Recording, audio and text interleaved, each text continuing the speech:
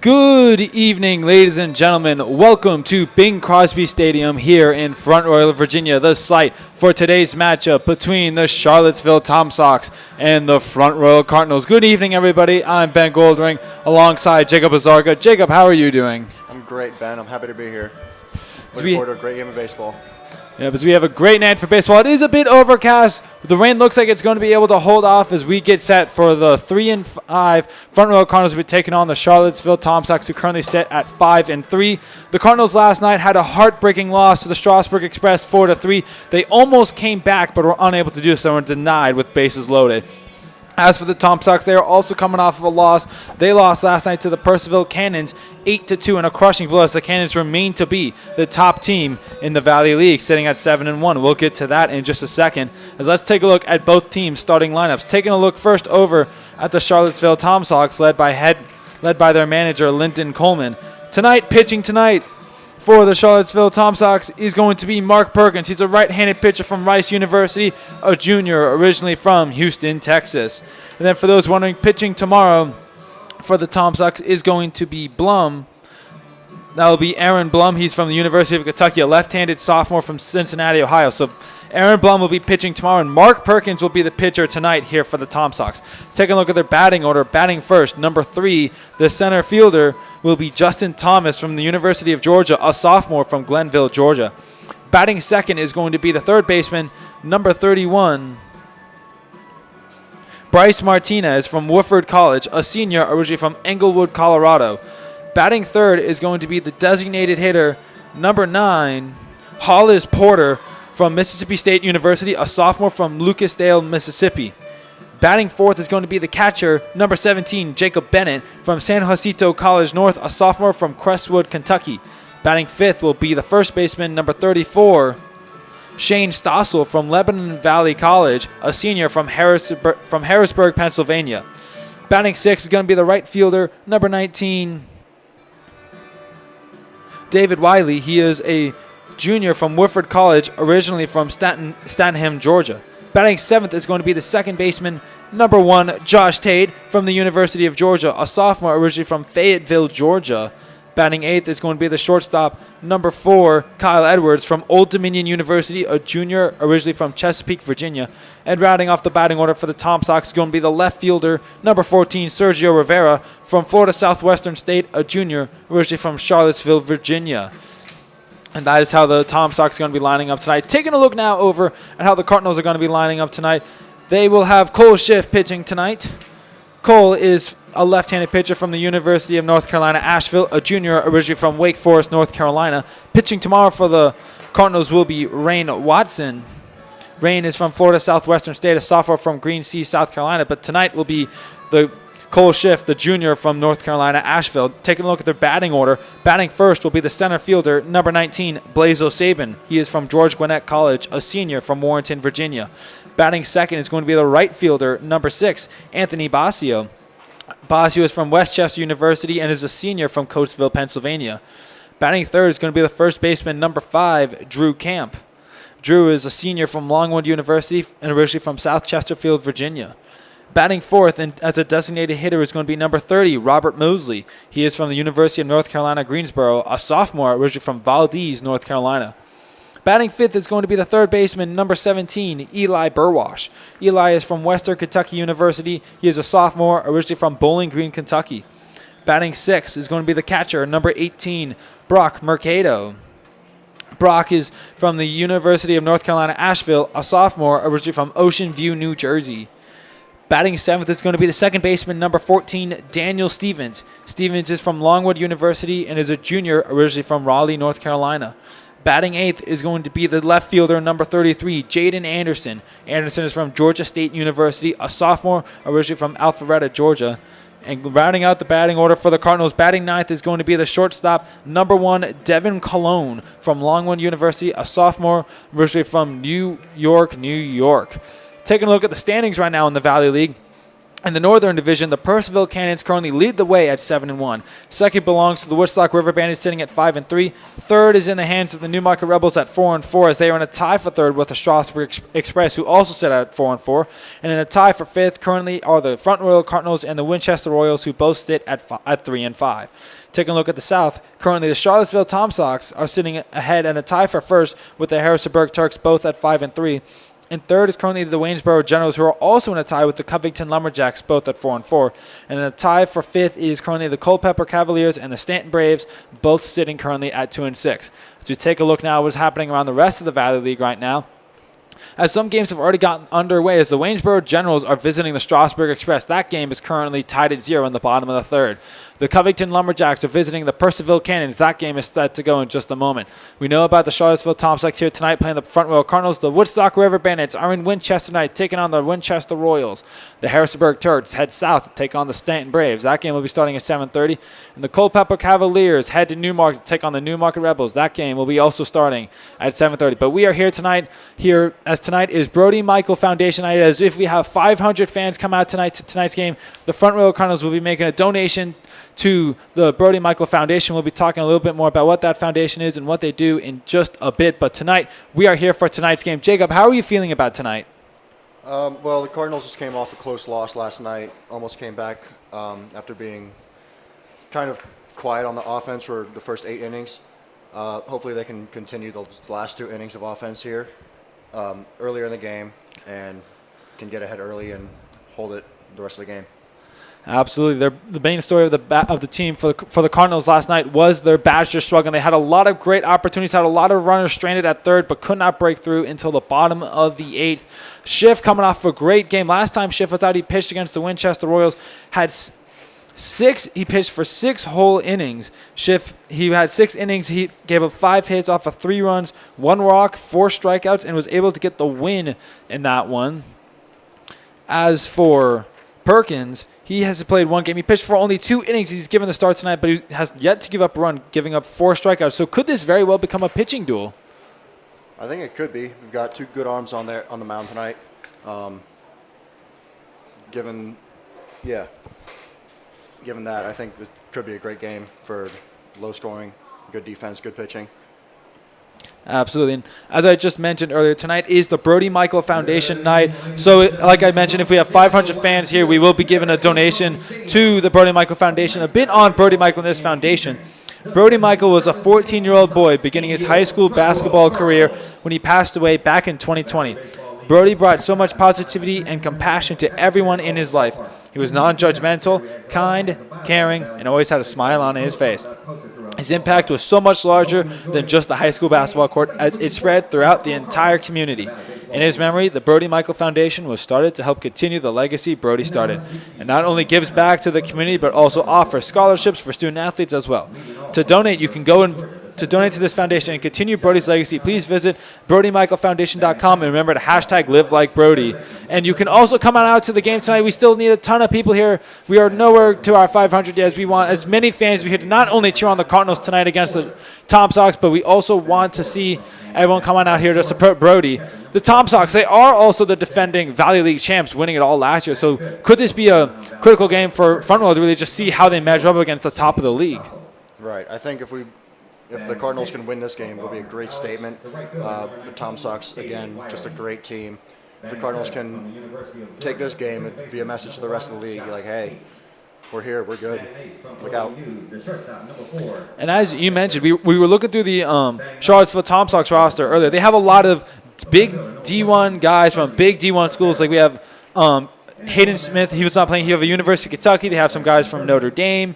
They have some guys from ODU, Mississippi State, Georgia. So a lot of guys from Charlottesville, from those big SEC schools. We have a few Sun Belt schools, but a lot of guys that are really teams that are really in that national championship conversation. Right. I mean, some of these guys are just now getting back from the regionals. Like Kentucky was just playing against LSU. I think they're just now getting back. And now, there's a lot of talent on this team. Cardinals. Absolutely. So TomSox, they don't even have all of their pieces yet. They're still waiting on some of their last guys to come in. We believe the Cardinals should have all the pieces now. The last 2 guys from Ryder and Gavin Alloway and PJ Craig, they were both in the regionals. They both came in earlier this week. So they're both in.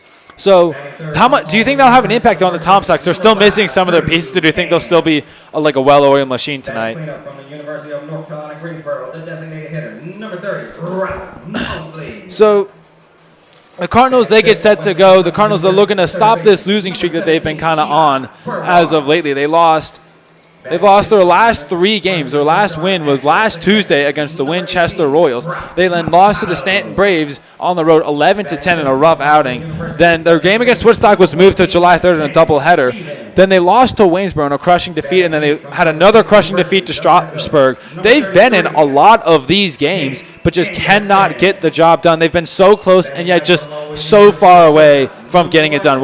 Jacob, what are your keys to success tonight if you're front row for being able to take the win? First off, you're going to have to start on the right foot, get a good clean inning on the mound in the defense, then go out there and score a run immediately, or at least, get some hits together, see the pitcher, get everything right on them, and just when you get that edge at the start, just stay on top throughout the whole game. Don't let up. Absolutely. We're going to take a quick break to pause for our national anthem.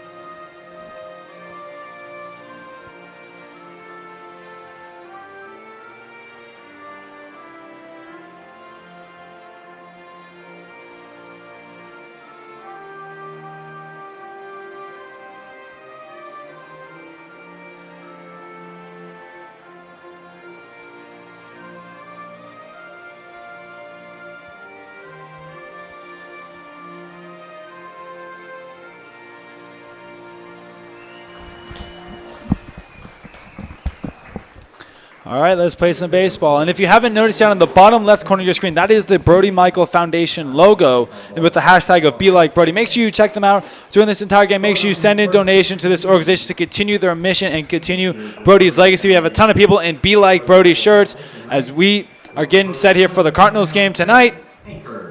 As Schiff is going to be getting set here to go in just a second. First, though, the first pitch. And he sets and deals, and that was a strike. There you go. Good job. The first pitcher that Schiff is going to have to face off against, he'll be facing off against the center fielder in Justin Thomas. He'll then get the third baseman in Bryce Martinez and the designated hitter in Hollis Porter. A bit here on Justin Thomas. Thomas is from the University of Georgia, a sophomore from Glenville, Georgia. Martinez is from Woodford College, a senior from Englewood, Colorado, so a long way from home for him. And then as for Porter, the designated hitter, is from Mississippi State University, another one of those SEC guys we were talking about, from sophomore from Lukedale, Mississippi, as the Cardinals are all getting warmed up and ready to roll. Jacob, what do you expect out of both teams tonight, from both the Cardinals and the TomSox? Well, looking at this roster again, just a lot of talent. I'm expecting the TomSox to really put up a lot of pressure, but I'm expecting the Cardinals to be able to equal that pressure, put it right back at them, make it a tough game. It's definitely going to be a hard game for the Cardinals to win, but that doesn't mean it's not possible. Absolutely. Schiff had to put on a clinic against the Winchester Royals. Looking to do the same here tonight against the Charlottesville TomSox. A much bigger test for him, though, as the TomSox. They are not an easy team to beat. They always are near the top of the league and seem to be winning it a lot. They've won it. The three-time champs, they won in 2017, 2019, and 2022. So they always seem to be finding a way back either to the championship and either winning it or being right there. Tonight, the Cardinals are going to be in the white pants with the white jersey, red hats, and red letters on their jerseys. The TomSox are in white pants with the blue and green jerseys, green numbers, and blue hats.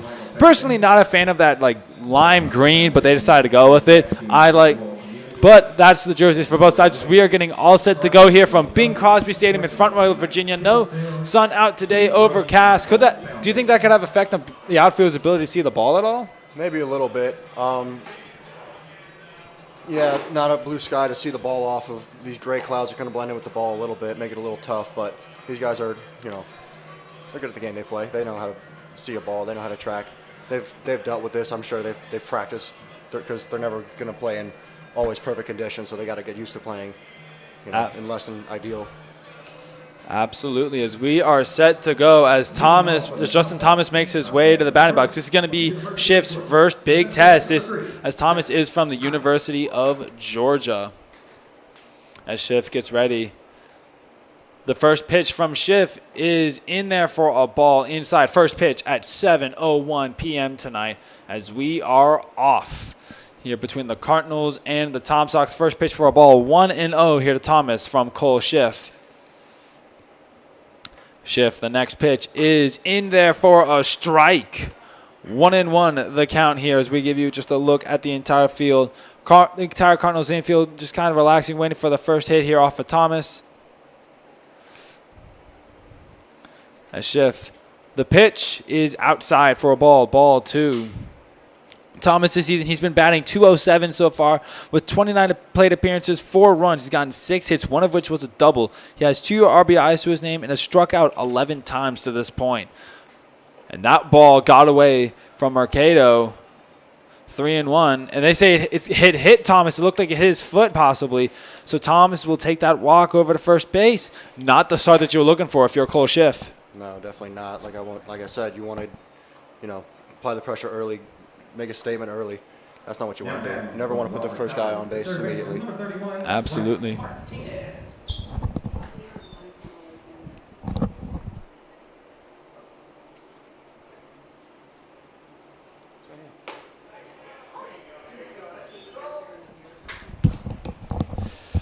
Owen won the count to Martinez. Bryce Martinez from Woodford College. Martinez so far this season, he has been batting .286 with 7 plate appearances. He's been able to get 2 hits. That pitch is in for a ball. It will be 1-1 with Thomas still over at first base. Martinez has been able to get 1 run off of 2 hits. He has 2 RBIs to his name as well with a runner on first. Martinez has a chance to put some pressure here on Schiff here early in this one with Thomas bouncing around there at first. They're going to check up on him, and he is safe over there at first base.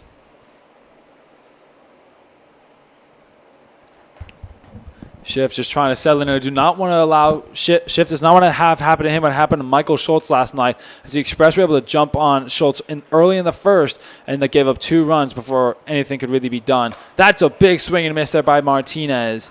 1-2 the count. Schiff just wants to settle down here quickly, do what he did to the TomSox, what he did to the Royals in his last outing, and just really show what he has. Thomas still over at first base. The count currently at 1-2 with no outs. Thomas goes, and that one is fouled off. Still at a 1-2 count.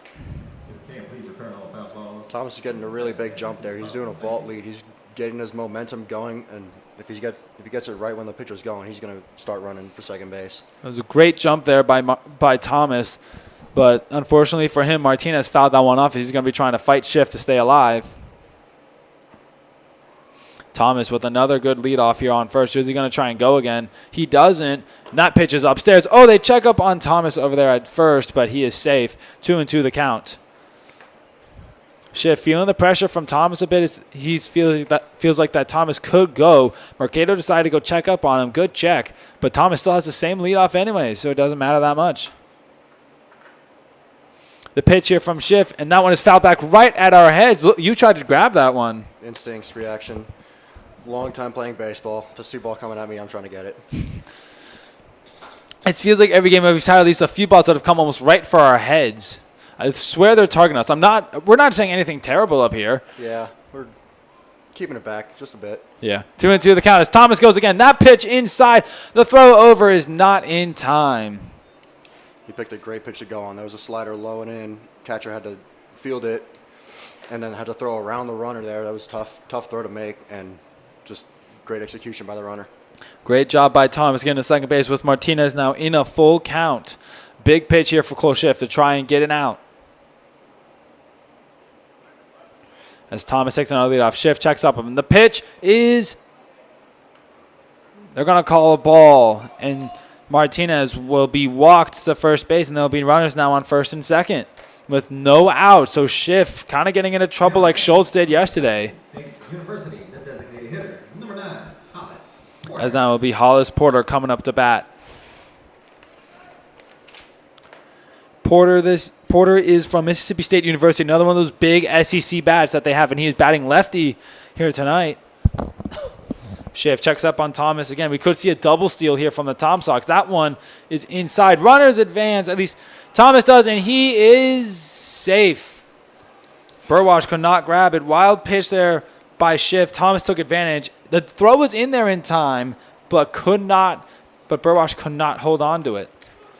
And now there'll be runners on the corners with no outs and a 1-0 count here to Porter. Porter so far this season has been batting .310 with 29 plate appearances, got 9 hits, 6 runs, 2 doubles, 3 RBIs, and 8 walks. So he could definitely do a lot of damage. The top of this TomSox order is deadly. That ball upstairs, 2-0, still with runners on the corners. 2-0 count. He's really going to get a pitch in the zone right here. He doesn't want to fall behind 3-0, get the bases loaded with no outs. Absolutely. Martinez over at first. Thomas over at third. That's one is fouled off down the left field side. Make sure you follow us on all of our social medias. Make sure you follow us on Instagram at Front Royal Cardinals, on Facebook at FR Cardinals, and on Twitter also at FR Cardinals. We'll stay up to date on all the Cardinals dealings inside and outside the stadium and everything that they are doing. That pitch is in there for a strike, 2-2. Make sure to stay up to date on everything the Cardinals are doing inside and outside the stadium. 2-2 the count here to Porter, still with no outs and runners on the corner. Schiff desperately needs an out here. As Martinez goes, that's a strikeout, and Martinez is in there successfully. Porter strikes out swinging, but Martinez gets to second, and now they'll have both runners in scoring position. Porter goes down swinging for the first out, and now coming up to bat is going to be Jacob Bennett from San Jacinto College North. He's originally from Crestwood, Kentucky. Bennett tonight playing catcher. Now with 1 out, runners in second and third. Martinez at second, Thomas at third. They could very easily score here. At first pitch, big swing and a miss there by Bennett. Schiff just needs to settle in. Now he's gotten the first out. He could very well just try and settle down. Just get into a rhythm. Bennett so far has .214 batting average. With 14 appearances, he's been able to, at the plate, he's gotten 4 runs off of 3 hits. He's gotten 4 RBIs and 3 walks. The next pitch from Schiff is also in there for a strike. Good pitch there. Great start to the at-bat. Just what you want. Put him down 0-2. You're going to make him really fight. He's just going to try to get the ball in play. And if you can force weak contact, runners likely won't be going. So exactly what they need. Absolutely. 0-2 count. Big pitch here for Schiff. He can get 2 outs. That would be huge. The pitch here from Schiff, and that one is a big swing and a miss. Loose ball. The throw by Mercado, and plenty of time to camp. That'll be the second strikeout for Schiff. And the TomSox, they had a great start, but have had 2 straight strikeouts now. As now coming up to bat is going to be Shane Stossel from Lebanon Valley College. He is playing at first base tonight. How big of it would it be for Schiff here to go from giving up a single and a walk to then getting 3 straight outs to just get out of trouble? That would be massive. I mean, especially with the 3 hitters that he went through, those are some big bats, like one SEC and then just 2 big righties who definitely look like they're trying to do damage up there. If he can get out of this without any runs, with 2 runners in scoring position and I guess 1 out, that'd be huge for the momentum for the team. Absolutely. Stossel, normally a pitcher tonight, playing first base. As that second pitch is in there for a strike, it'll be 1-1. Stossel has yet to get a hit. He's had 6 appearances. He's been able to score twice because he's gotten 2 walks, but he's got hit once. He is actually no hits recorded here for Stossel. Big chance for him to possibly change that still with runners at second and third. The pitch from Schiff bounces away from Mercado. He didn't see where it went, and Thomas will score. Mercado thought it went right. It actually went left. Thomas will score. Martinez over to third. A 2-1 count now as the score is now 1-0 for the TomSox here very early. A big break for the TomSox. The Schiff almost was able to get out of there. 2-1 count with 2 outs. Stossel trying to get his first hit. A Schiff looks to get out of this inning. The pitch here from Schiff, and that one is fouled off by Stossel right at the Cardinals dugout. Yeah, that ball was roped. That was a hard foul ball. Definitely don't want to leave anything over the plate for him. 2-2 the count now with 2 outs. Very critical pitch here for Schiff to just get out of trouble. Really get out of this inning with little damage, and that pitch just outside. We're going to go to a full count. Martinez is going to be trying to run as soon as he can here. 3-2 with 2 outs. Shane Stossel at the plate, trying to get his first hit of his Valley League career. Schiff just trying to get out of this first inning and settle into this game. The payoff pitch from Schiff is a big swing and a miss by Stossel. 3 straight strikeouts put an end to the inning, but the TomSox are able to score their first run. Strand Martinez, but Thomas scores. It's 1-0 as the Cardinals are going to come up for their first time at the plate. We will be right back.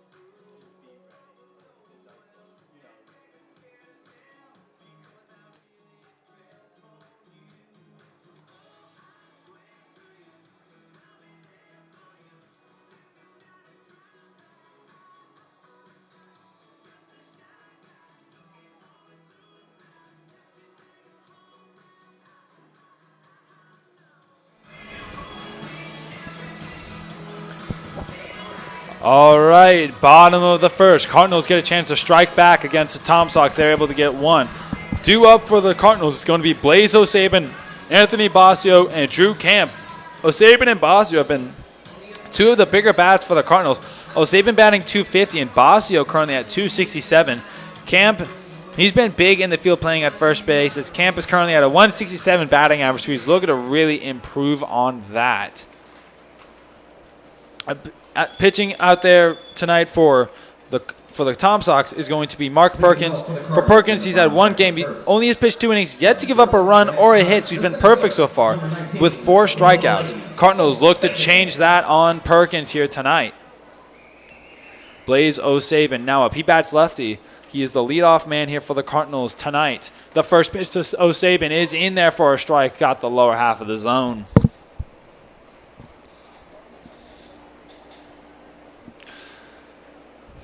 Perkins got the start that he wanted. He would definitely love to just get through this Cardinals lineup. Aspel yesterday was cruising through the Cardinals lineup, making it look easy for 6 innings. 0-2 the count as O'Sabin had a big swing and a miss there. How big would it be for Perkins to just getting your confidence going here against the Cardinals, who have heavy bats early, just to strike out O'Sabin, get that first big strikeout? And he does. 3-pitch strikeout. O'Sabin, big bat, but swings often, and he goes down swinging. All the outs so far have been strikeouts. Yeah, people are just trying to do damage. When you do try to do damage, might miss a lot, but the payoff might be worth it. Absolutely. Basio, the right fielder, he is up to bat now. Basio from Westchester University.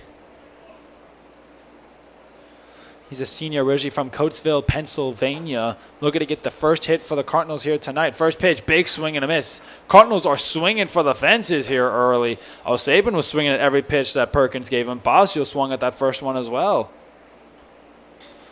Yeah, the Cardinals look like they want to swing up there. They're seeing pitches. They like it. They swing. Absolutely. One of their big problems was their bats yesterday. They look to try and change it, but so far it's been unsuccessful. They've yet to make any contact. That pitch way outside for a ball. 1-1 the count to Basio. And the on-deck circle is going to be Drew Camp. He'll be up to bat here right after Basio. That one is hit by Basio and it got over the head of the second baseman Tate, and Basio is successfully aboard with the first runner tonight for the Cardinals. That one looked like it took a funny hop to get right over Tate. Yeah, just hit it hard. It works. Absolutely. So now here comes Drew Camp from Longwood University.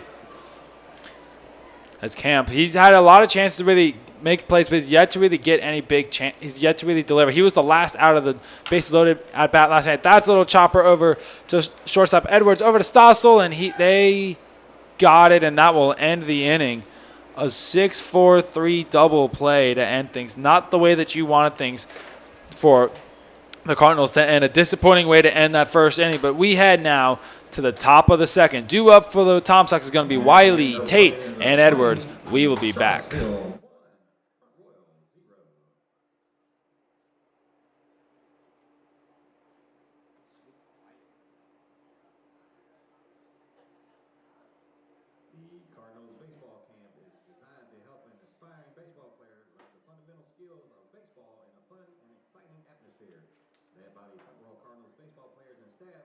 Individual and team drills are incorporated into daily activities as well as game competitions. Your camper will receive high-quality daily instructions from top-level college players mixed with fun, games, and laughter. This year's Fundamentals Camp will be held June 19th through the 22nd, and the Pitchers Catchers Camp will be held June 26th through the 28th. There is still time to sign up, so get your registration form at the concession or merchandise stand just inside the main gate.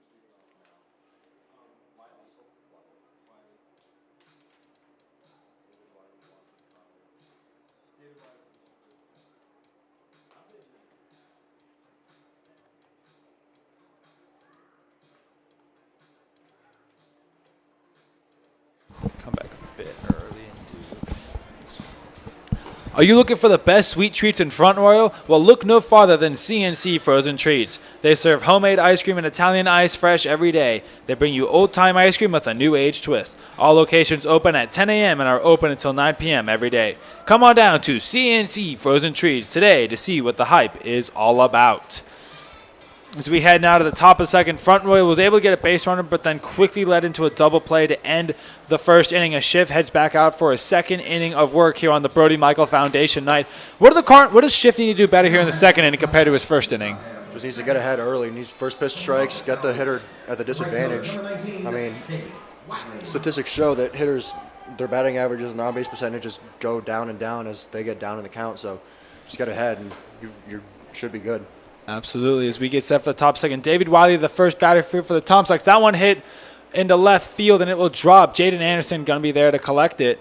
And Wiley will stop at first, but he gets us the leadoff single here for the TomSox. One pitch and one hit. As now coming up to bat is going to be Josh Tate, another batter from the University of Georgia. Another one of those big SEC bats that we were talking about. He's at second base tonight, looking to continue to try to get to Schiff here early. And that one is in there for a strike. Both pitchers, unfortunately, lost the no-hitters in the first inning, so there'll be no no-hitters tonight, sadly. We always wish that we could have those. 0-1 the count here to Tate. The pitch, and that one is in there for a strike. 0-2 as Wiley's been dancing around a bit there at first base.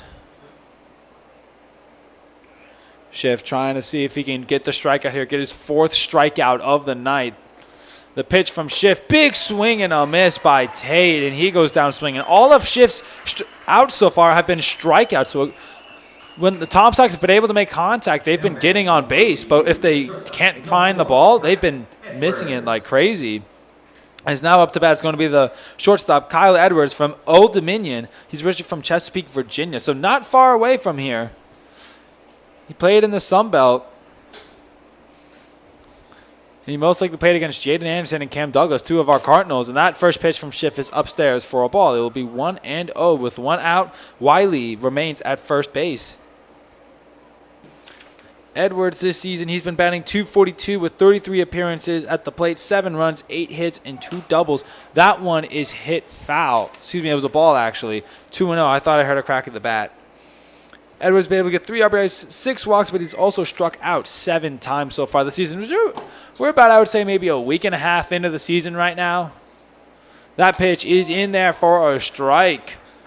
2-1 the count with 1 out. A huge double play opportunity here for the Cardinals to get out of the inning. What a play that would be to get the double play. With David Wiley still over at first base. And Kyle Edwards here at the plate. That pitch is sent into right field, but it is going foul. I hope that one didn't hit my car. 2-2 the count now with 1 out. Wiley remains at first base. Edwards still batting. Schiff trying to get his 5th strikeout right here. What a start Schiff has had with his strikeouts. Schiff checking up on Wiley. The pitch is upstairs. Ooh, Mercado thought that Wiley was about to go, but he did not. Mercado was checking up on him as we go to a full count at 3-2. Critical pitch here for Schiff. 3-2 with 1 out. Cole Schiff, either a double play would be huge or a 5th strikeout for him. The pitch from Schiff is skied up and going foul into right field again.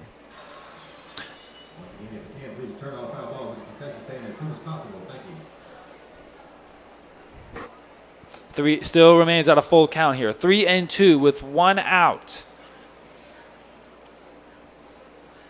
Schiff looking for this strikeout. Can he get it on this pitch? The payoff pitch is a big swing and a miss.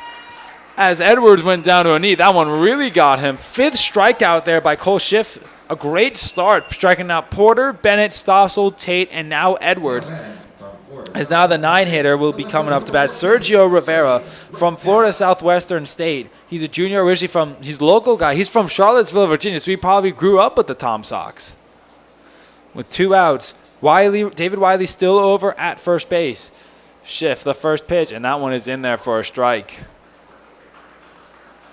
A bit on the manager here for the TomSox. His name is Lyndon Coleman. He spent the last 5 years as the Pasco Hernando State College coach, and he was the head and assistant coach at multiple schools and summer teams.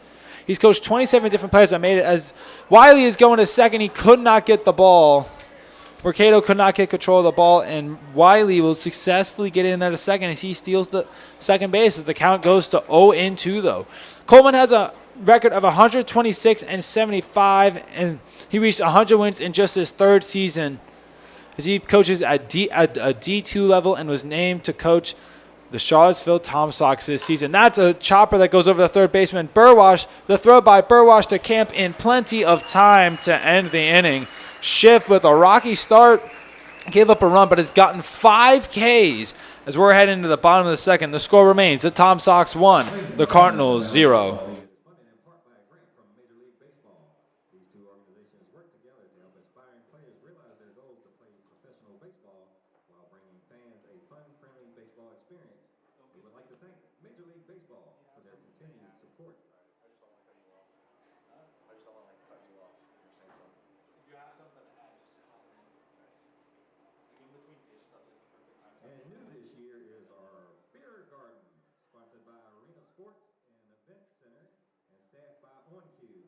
So stop by the concourse near the 3rd base to enjoy a frosty adult beverage. Also on the concourse, we have Carolina barbecue and C&C frozen treats.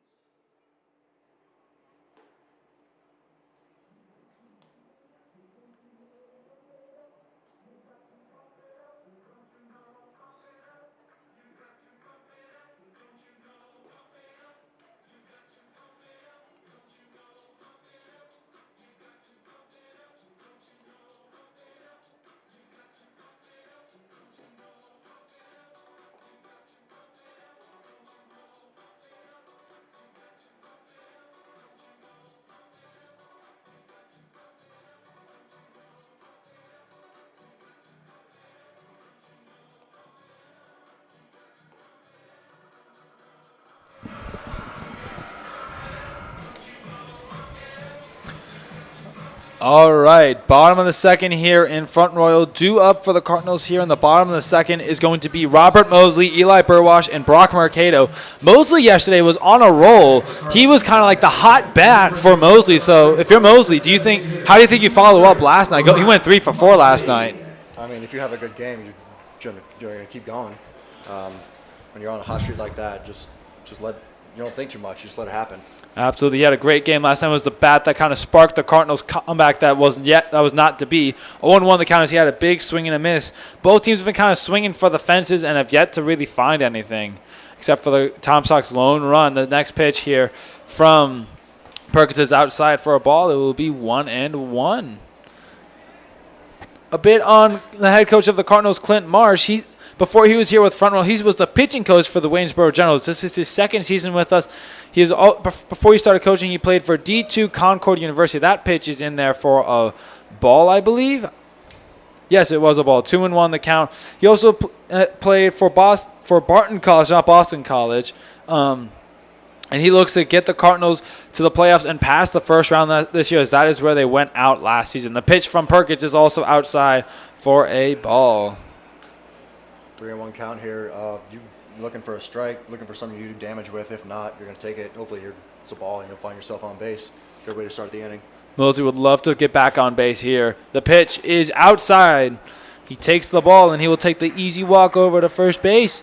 And the Cardinals have another runner aboard. It's exactly what you want to do as a leadoff man. You just want to find your way on base any way you can.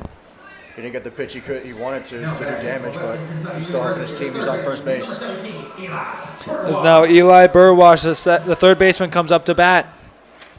Burwash is from Western Kentucky University. He just transferred there, so good luck to him at Western Kentucky this fall. He has a .214 batting average so far. That first pitch is fouled right behind him. He's had 28 plate appearances so far, gotten 6 hits, 5 runs. 2 of his hits were doubles.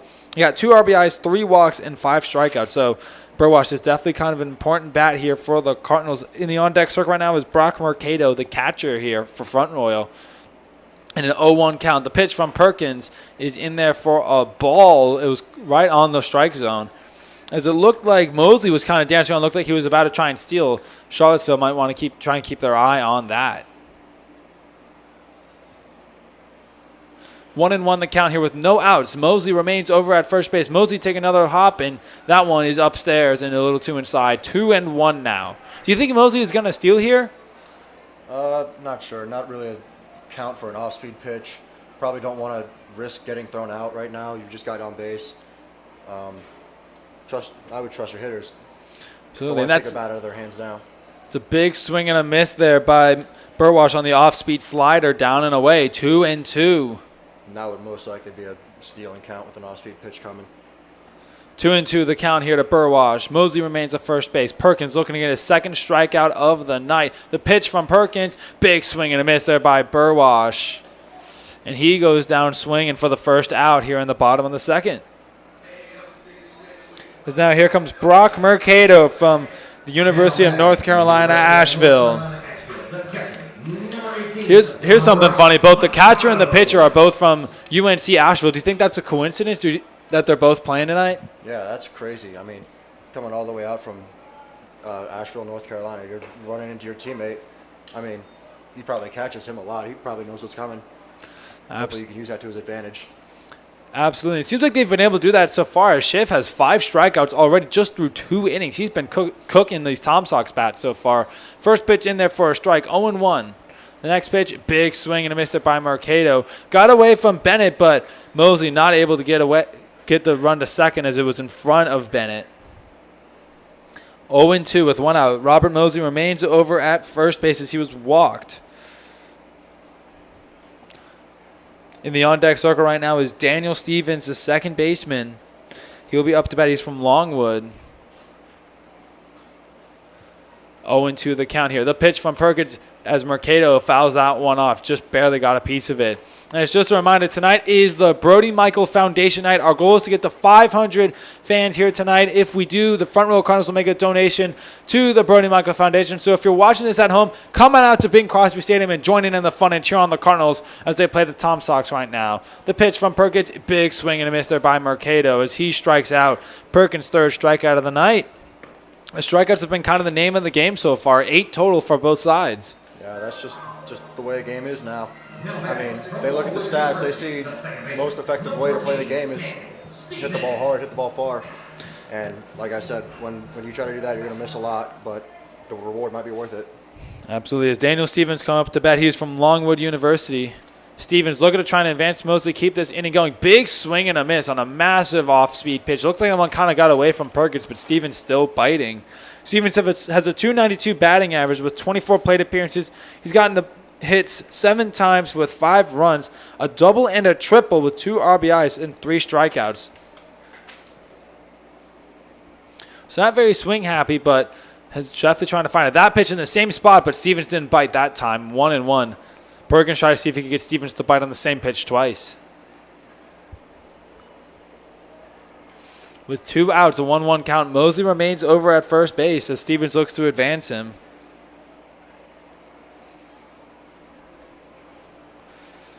Perkins settles and delivers, and that one is fouled. It was in fair territory, but the umpire said it hit the ground foul, so it will count as a strike. 1-2 with 2 outs. Critical pitch here for Perkins. 1-2 count with 2 outs trying to get out of this inning. Cardinals have not been able to get a batter past first base yet. Basu got caught stealing second, and Mosley remains at first right now. Those are the only two base runners that front runner has been able to have to this point. Perkins would love to get his 4th strikeout of the night right here on Daniel Stevens. Perkins, the pitch, and he got him. Strikeouts, the name of the game so far. Perkins has 4 strikeouts. Schiff has 5 as the batters are swing happy and they cannot find the ball so far to this point. The score remains the TomSox 1, the Cardinals 0 as we head to the top of the 3rd. Walking around the stands selling 50-50 tickets. Remember, the more you buy, the larger the pot and the better chance of winning. So make sure you get your 50-50 tickets and support your front row Cardinals.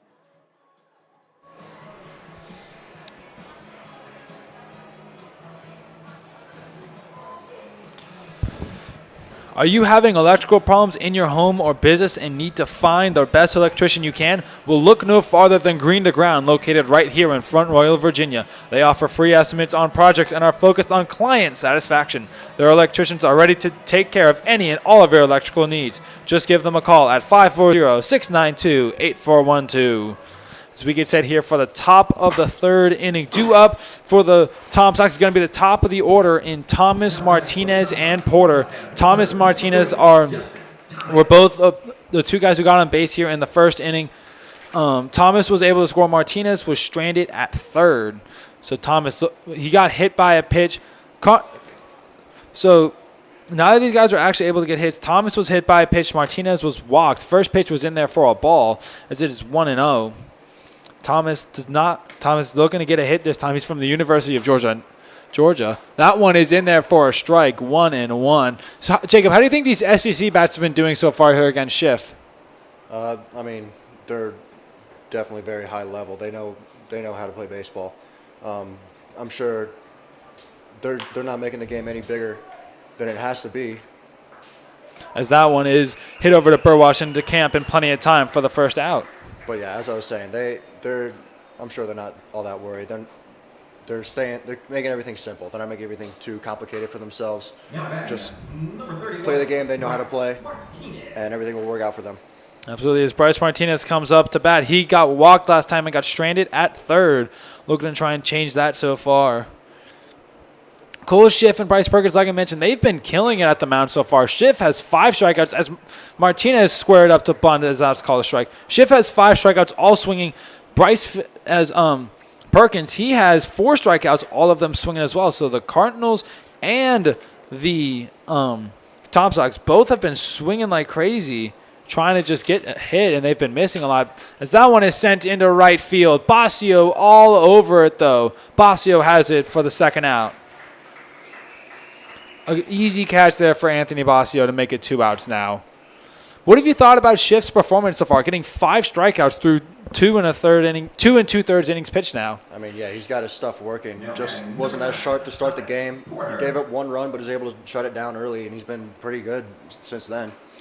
Absolutely. And then Perkins, he's been pretty sharp as well. He's gotten 4 strikeouts. What do you thought of his performance? That's a big swing and miss there by Porter. Yeah, I think pretty much same game from both pitchers, just that Schiff wasn't as sharp to start the game and let up 1, but I think what we said earlier, this could be a pitching duel. I think it will be. We've had a lot of pitching duels here at Bing Crosby Stadium, and that's been the Cardinals' bread and butter so far has been their pitching. That one is in there for a strike as well. Hollis Porter, his last time out, he was Schiff's first strikeout, does not want to have a sense of deja vu. Schiff would love to give him deja vu. It's already an 0-2 count with 2 outs. Schiff looking to get the payoff pitch in there, and that is a strikeout looking. Schiff, 6th strikeout of the night, and he is on a roll here on the TomSox. After giving up that first hit, first run, he has been on fire as we head to the bottom of the 3rd. Due up for the Cardinals is going to be Jaden Anderson, Devin Colon, and then Blaze O'Sabin will be back.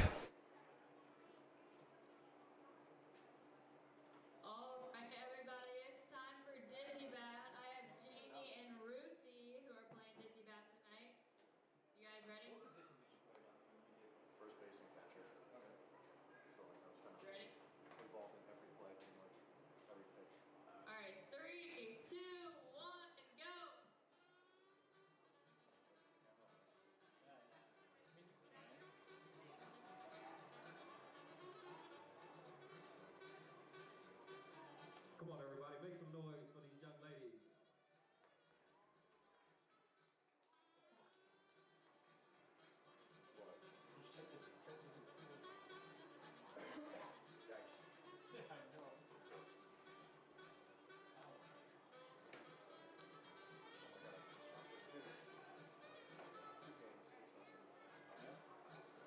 All right, it looks like Jamie's the winner, but I think they're both going to get a prize.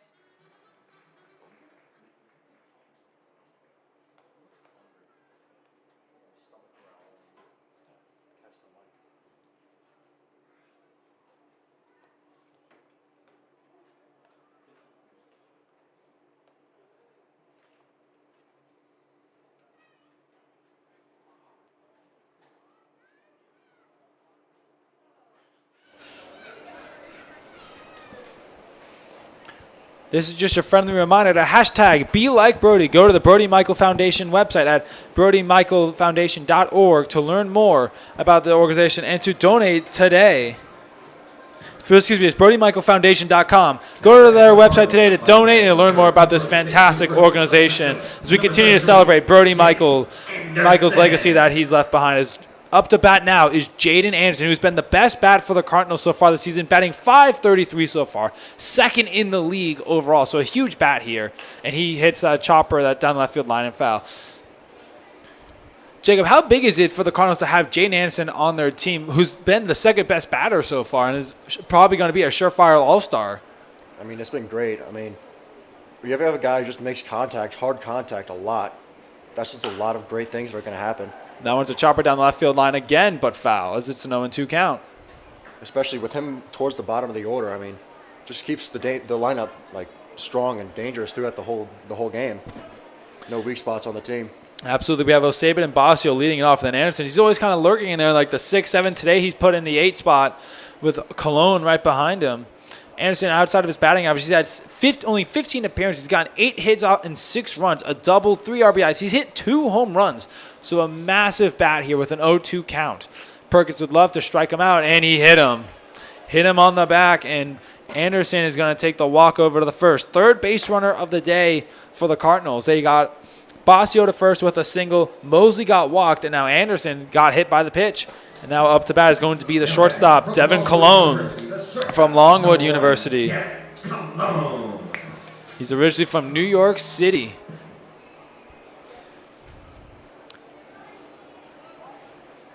Cologne's been batting at 143 so far with 7 plate appearances. He's gotten 1 hit off of 2 runs. Looking to try and get that second hit right here. The first pitch downstairs and in the dirt for a ball.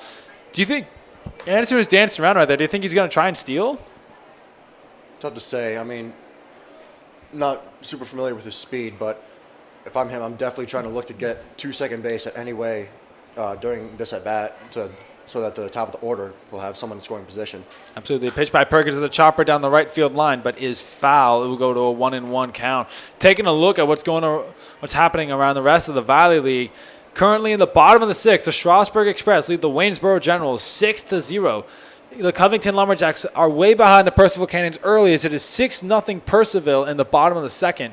Currently, the Turks and the Braves are tied at 0 on the top of the 1st. As that pitch is in the dirt, Anderson thought about it, but he did not go. Currently, the River Bandits and the Royals are tied at 2 in the bottom of the 2nd, and the Cavaliers and Rebels just got started as well. They are in the bottom of the 1st, still tied at 0. We'll be keeping you up to date on all of the games going around the rest of the Valley League. And, of course, here in Front Royal, it is the TomSox 1, the Cardinals 0, and that is a big swing and a miss there by Cologne. It will be a 2-2 count with no outs. Anderson remains over at first base, and the on-deck circle is the top of the order, Blaze O'Saban, the big bat who loves to swing, but he cannot always find the ball, and that's been his big problem. Is he can swing. We've seen him swing, but he misses a lot as well. The payoff pitch right there, and Cologne fouls it off. Very smart foul right there by Cologne. Yeah, just checked his swing, wasn't sure. Close pitch, just had to do something with it. Couldn't let a watch go by, let the umpire decide what happens, but, I mean, good piece of hitting. Keeps that bat alive, keeps his team without an out. Absolutely. 2-2 count. No outs. Anderson might try and steal here as Cologne sets in. Perkins gets the signal. The pitch from Perkins is away from Bennett. There goes Anderson. Anderson able to make it to second successfully off the wild pitch there from Perkins. And Anderson is to second with no outs and now a full count on Devin Cologne. A huge spot for Cologne. Do you think Cologne's going to be trying to swing here, or do you think he's just going to try and wait for the right pitch? He's got to protect. He can't go down looking. He needs to at least put the ball in play. Give Anderson a chance to move up to third base. I mean, put the ball in play. Good things will happen. Absolutely. A big chance here for the Cardinals with Anderson on second and no outs. A full count here for Devin Cologne. The payoff pitch from Perkins, and he swings and misses. He will go down swinging. Perkins' 5th strikeout of the night. As we're going to head to the top of the order now with Blaze O'Saban. His first time up, he struck out swinging on 3 pitches. Looking to do a bit better here. Like I mentioned, he swings a lot, but when he hits it, he can make massive contact. But when he misses, he's just striking out. Can't blame him. I mean, when you swing, hit the ball, good things will happen, so might as well just swing more. 1 out. Anderson remains over at second base. Blaze with a huge chance here to try and get Anderson to third, and if not, home. And that ball is in the dirt. Anderson couldn't make the run over to third as Bennett was on it right away. 1-0. Stossel's been doing a great job behind the plate tonight. Just that one wild pitch that got by him, but he's been smothering a lot of balls tonight, keeping a lot of balls in front of him, keeping base runners from advancing. Yeah, I mean, you were a catcher, so with all those wild pitches, though, do you think that's kind of concerning for Perkins and Bennett, though? Of like, that's like the 3rd or 4th pitch that Bennett's had to try and cover up now. I think if I'm Stossel, I might have to. I think the pitcher's doing fine right now. But if more balls keep finding the dirt or keep going loose, I'd have to call time, go talk to him, try to calm him down, try to help him focus up. But I mean, doing fine right now. Just some balls in the dirt, making good pitches, waiting for the batters to swing. But I think we're fine right now. All right, 1-1 count here to O'Sabin. The pitch from Perkins, and that one is fouled off by O'Sabin down the left field line. We'll go to 1-2 with 1 out. Definitely trying to get Anderson home. Do not want to blow this opportunity. The Cardinals did a lot of that of missing huge opportunities to get runners home. Do not want that to happen again. And the on-deck circle is the right fielder, Anthony Bossio, who is the lone hit of the Cardinals so far today. He got a single and then later was caught stealing. 1-2 here for O'Sabin with 1 out. Cardinals would love to get Anderson home to try and tie this game. He's dumping around, and O'Sabin sends out one over to the third baseman Martinez. The throw to first is in time, but barely. The Cardinals all thought that he was safe, but the umpire says out. Martinez just able to get that throw in time. Just barely. O'Sabin could not leg it out, and we go to 2 outs now. Cardinals do not want to blow this opportunity. Here comes Anthony Bossio. What did you think? That one was close. Did you think he was safe, or do you think he was out? It was definitely close. I thought it was out though. I thought the ball beat him. Just a great play by the TomSox third baseman to keep Jaden from advancing to third and also getting the ball to first base in time. Absolutely. It looked like Jaden did try to think about going to third for a second, but they held him up at second. As now Anthony Bossio is 1 for 1. The lone hit for the Cardinals. That ball is in there for a strike. Just got the inside. 0-1. Perkins off of a rough start, walking Anderson. That'd be huge for him to be able to then get 3 straight outs. He's gone Cologne and O'Sabin. To get Bossio to then get out of this inning would be huge for him. With getting into trouble with a runner on second with no outs to then get all 3 outs. That pitch is way outside for a ball. It will be 1-1. Make sure you follow us on Facebook to stay up to date on all the Front Row Cardinals inside and outside the stadium and what we are doing. Follow us on Facebook at FR Cardinals. 1-1 the count here with 2 outs. Perkins checks up on Anderson. He looks like he was about to throw it over to Anderson, but no one was there checking up on him. Anderson does have a big lead and can 100% run. He has a lot of speed on him. It'll be 1-1 with 2 outs. Bossio, any hit that gets down in the outfield, Anderson could probably score. That's a big swing and a miss. 2 strikes now, 1-2. Perkins looking for his 6th strikeout of the night now. He has been dealing so far.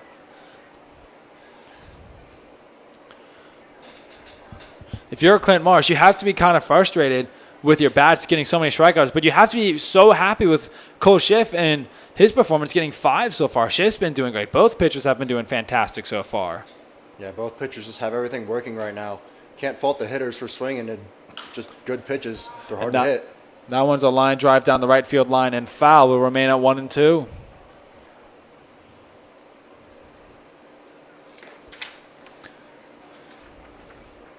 Perkins from Rice University, a junior out of Houston, Texas. Not a top-tier D1 school in terms of the Big Five, but Rice, still a really good school for baseball. And he's here pitching for Charlottesville. As we mentioned, Charlottesville has a lot of big schools in their roster. That pitch outside for a ball, 2-2 with 2 outs. Rice University also produced longtime Nationals legend Anthony Rendon, now with the Angels. Helped them win the 2019 World Series.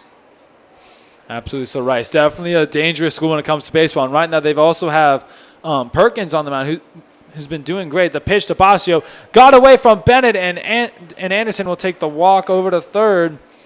Second wild pitch by Mark Perkins that got away from Bennett. And Anderson is 90 feet away from tying this one up with Bossio now in a full count, 3-2 with 2 outs. How critical is this pitch here for Perkins? It's huge. I mean, on one side, you definitely want to get this batter out, get the inning over, get your bats up to the line, back to the plate again. But a walk here isn't the worst thing in the world. You put just a runner on, force at second base, and the run doesn't score. Just you can reset the count, face a new hitter. I don't think that walk is the worst thing in the world right there. Absolutely. As now Bossio, the runners on the corners. Bossio's over at first. Anderson's over at third, 90 feet away from tying this game as Drew Camp comes up. Camp was a part of the double play last time. He gave the hit, and he looks to try and get Anderson home and try and get the bats rolling. There's only 1 hit to show. With all these base runners, the Cardinals have only gotten 1 hit, and that was Anthony Bossio. They've had 1 hit batter, 2 walks. A walk this inning, though. That pitch just barely missed for a ball, 1-0. Great take by Drew. That was a great pitch. But not what he wanted first pitch, so he's laying off, looking for a good pitch to hit now. Camp would love to be able to square one up here and get both guys home. That one is in there for a strike. I think Camp thought that one was going to go off speed and in the dirt because Perkins has been throwing a lot of off speed today. Can't blame him. His off speed's pretty gross. Lots of swings and misses. Absolutely. 5 strikeouts so far to this point. Looking for number 6 here on Camp, who's 0 for 1 tonight. And that one is sent into right center field. Thomas and Wiley both tracking it, and Wiley will grab it for the out to end the inning. Cardinals had runners in the corners but could not make anything happen of it. Heading into the top of the 4th, our score remains at TomSox 1, the Cardinals 0. And at the end of 3 innings of play, Charlottesville 1, Front Royal 0. Once again, the Front Royal Cardinals would like to welcome staff and friends of the Brody Michael Foundation.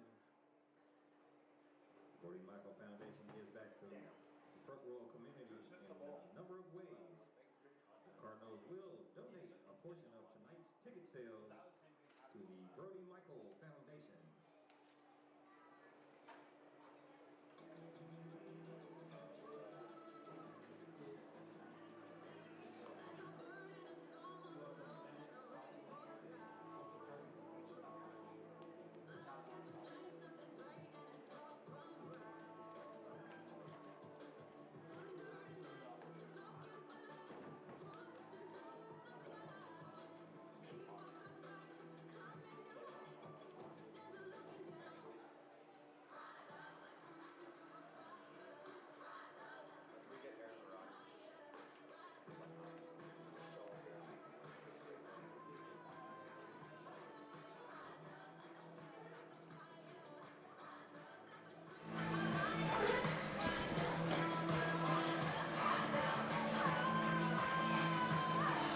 Like a good neighbor, State Farm is there. Call or click to get a quote today.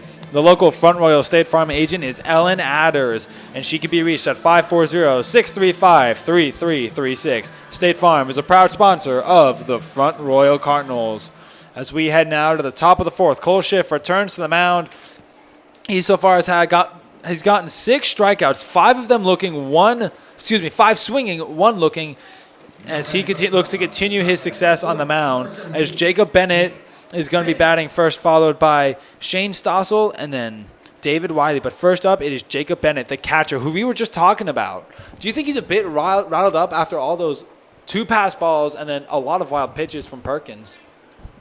I think he might be start getting a little fatigued from having to move a lot down back there, but he's got to be conditioned for it now. He's used to it. He's been doing it for a long time, I bet. He's changed his approach now. He's going to look to do some damage at the plate instead of behind. Absolutely. As now the count goes to 2-0. 2 pitches that have missed from Schiff so far. Bennett is originally from San Juancito College North, a sophomore originally from Crestwood, Kentucky. So this season he's been batting .214. As the pitch from Schiff is outside, 3-0 count. Not what Schiff was looking for here to start this 4th inning off. Do not want to walk Bennett. Give up his 2nd walk of the night. He's given up a walk, a single, and he hit the first batter he met in Thomas. Bennett so far 0 for 1. He got struck out his last time, and that is a 4-pitch walk. Not what Schiff wanted to start this game off. So now what's going? You were a catcher. What's going through Mercado's and Schiff's head? That was just a 4-pitch walk. You just saw him nod to Schiff, say like, "Hey man, we got to get in the zone here, throw some strikes. Good things won't happen, or bad things only happen if you're not throwing the ball in the zone." So just helped him dial in, little communication there. It's not a Stossel. That one's hit down the left field line, but it goes foul. Just what they need. Just first pitch strike. That's what they need. Find the zone again. And he's forcing weak contact on the ground, which is exactly what they need. If they get another one of those in play, look for a double play for the Cardinals. A double play would be huge here. Stossel has yet to get that first hit. He struck out his last time up. 0-1 to Stossel here from Schiff. Schiff has been cooking so far, getting 6 strikeouts. Looking to continue that momentum. That pitch hit by Stossel down the same line, down the left field line again, almost in the same spot. 0-2 now. Yeah, I mean, he looks like he's really out in front of it. Like, if I'm on the left side of the field, looking for a ball, getting ready. Absolutely. 0-2 the count here to Stossel. Schiff looking for that 7th strikeout right here. Can he get it with Bennett over at first? And that pitch, they're going to go check up on Bennett. The pitch got the throw from Mercado got away. It is a 1-2 count.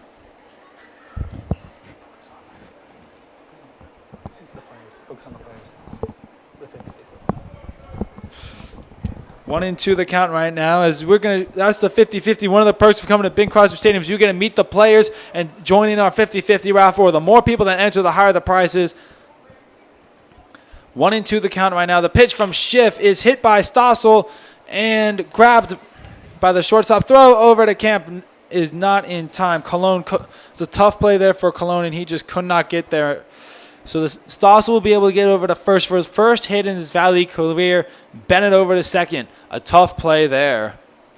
If you're Schiff there, you can't be mad. You got what you needed. You got soft contact. You just a good place to hit that ball. Tough in the deep shortstop hole. Couldn't really turn a double play. Had just one play at first base, and it's still a hard play to make. So absolutely, Cologne died for that ball. It was just a really hard play, and Stossel was able to leg out for it for his first hit in his Valley League career. As now coming up to bat is going to be David Wiley. He is 1 for 1 here tonight. He was able to get to first. He got a single and then stole second. Now with runners at first and second and no outs, this is a big spot here for the TomSox to try and add on to their lead. You have Bennett over at second. Stossel at first. That first pitch in down the middle for a strike. Good job to get ahead early. 0-1 here to Schiff. Needs to get a strikeout. A double play wouldn't be a bad thing for him either. Just needs to get some outs right now here in the top of the 4th. Schiff checks up on Bennett and now delivers the pitch. And that one is sent down the left field line and way foul by Wiley. Looks like he's on that one. He got a good piece of that ball. Just needs to straighten out. If I'm Schiff, I'm not throwing him a fastball. I'm not throwing him anything over the plate. So you're thinking he's going to go off speed here? Most likely. At least 0-2, you have a couple pitches to play with. Might try to throw something low and away, something slow. We'll see as Schiff delivers the pitch. And it was off speed, but it still got him anyways for the strikeout. 7th strikeout here for Schiff tonight. He has been on a roll with these strikeouts here so far. It's a huge first out. Now double play will get you back in the dugout and back in back absolutely. As Josh Tate comes up, he also got struck out his last time up. That's going to be a very common theme. It's been a common theme for both sides today.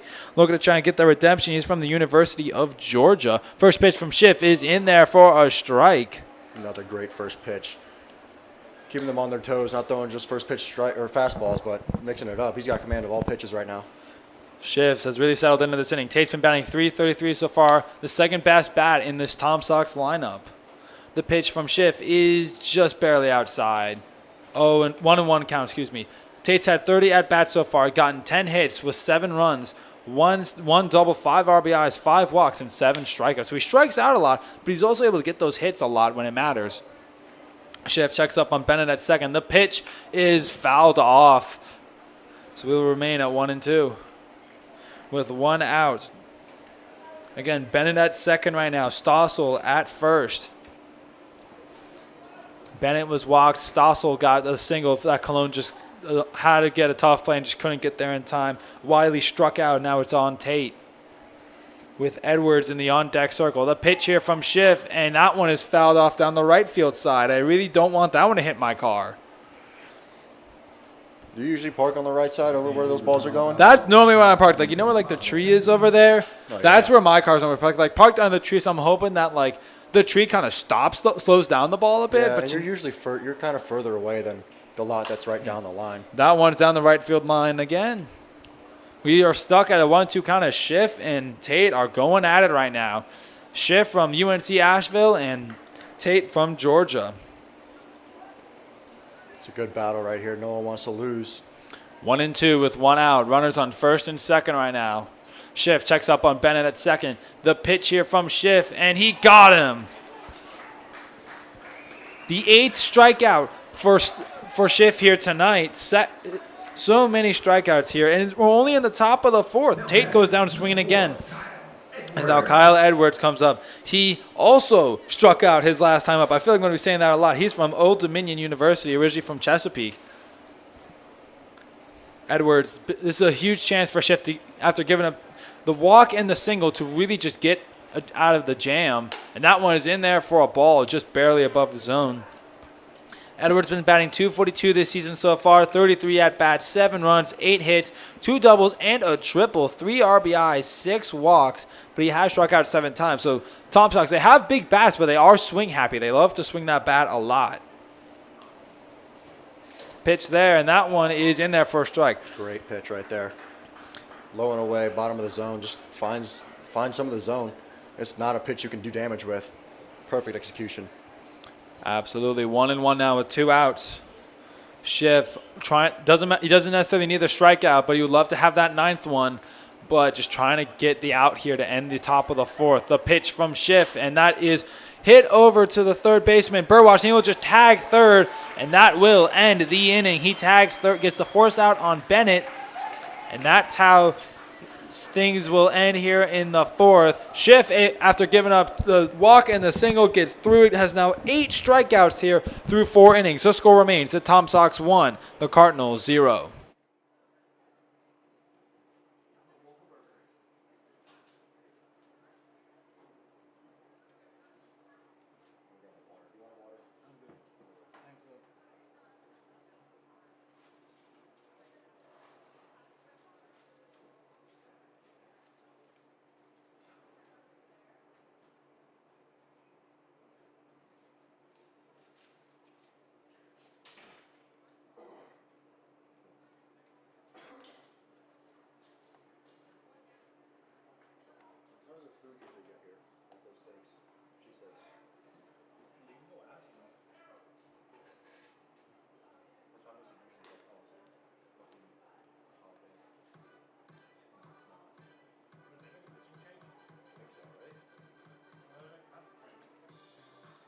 All right, everybody. If you want a Big Like Brody t-shirt, please make some noise.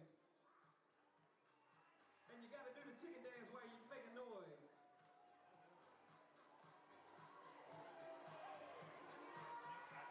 Come on, get loud out there. Get out. Come on, let's go.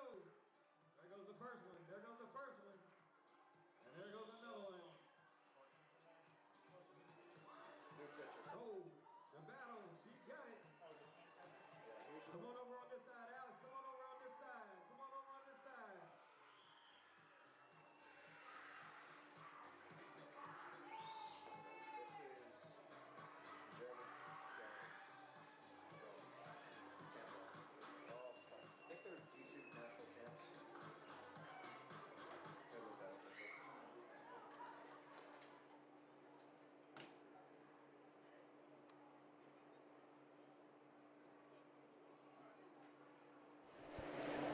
Sorry about the delay, but the TomSox have made a pitching change. Now pitching for the Charlottesville TomSox is going to be Jeremy Goins. He is a senior originally from Temple Terrace, Florida. And he goes to the University of Tampa. He has yet to give up a run. He's played in 1 game, pitched for only 2/3 of an inning, and gave up 2 hits. So not a lot here on Jeremy Goins so far. We will, in just a second here, have the final stats for you on Perkins, as his night is done unexpectedly early. I thought Perkins was going to go for a lot longer. What do you think? He was certainly dealing. He definitely could have, but as a coach, you maybe don't want him throwing too much. Maybe he's not quite ready to throw that many pitches. Keep his pitch count low. You saw what he's got. I mean, I'm sure he'll be great for the team later on. Yeah, I did think that he was going to be going a lot longer than he did, but I guess not. As that first pitch, as up to bat right now is Robert Mosley, the designated hitter. He walked last time. He's already behind 0-1. That pitch way outside. The final stats here for Mark Perkins. He went 3 innings. He was able to get 1 hit. He gave up 1 hit, gave up 2 walks, got 5 strikeouts, 1 run, no runs actually, and then 1 hit batter. So a great start there for Perkins, as he was able to do great. And now it's 2-1. As Jeremy Goins takes over the reins at the mound, and is so far against Mosley, who's been the hottest bat lately, is behind 2-1 with no outs and no runners on. Behind Mosley, it's going to be Burwash and then Mercado. That pitch almost hit Mosley. This is a much different delivery than Perkins.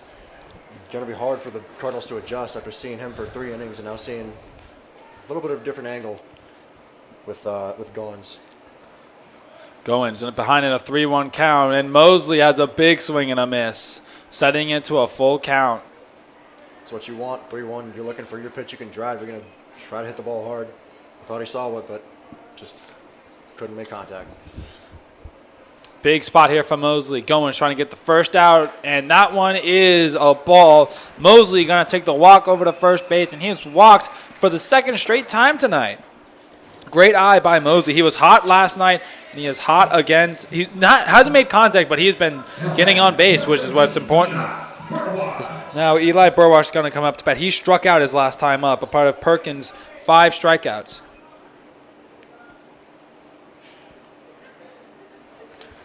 The first pitch here from Goins, and that one is sent into left field. Rivera tracking it, and it is gone. A home run from Eli Burwash, his first home run of the season. And Eli Burwash just sent the Cardinals ahead. It is now 2-1 Front Royal. What a hit. He crushed that ball. Yeah, that ball was absolutely smoked. He saw the pitcher walked, leadoff batter. That's never what you want to do. You never want to put a batter on for free just to start the inning.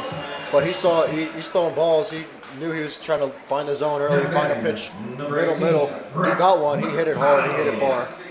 Yeah, and what do you think is going through Lyndon Coleman, the manager of the TomSox? What do you think is going through his head right now as Mercado comes up to bat? I'm sure he knows there's still a lot of baseball left to play, but maybe not the start to this inning and this pitcher's outing that he was hoping for.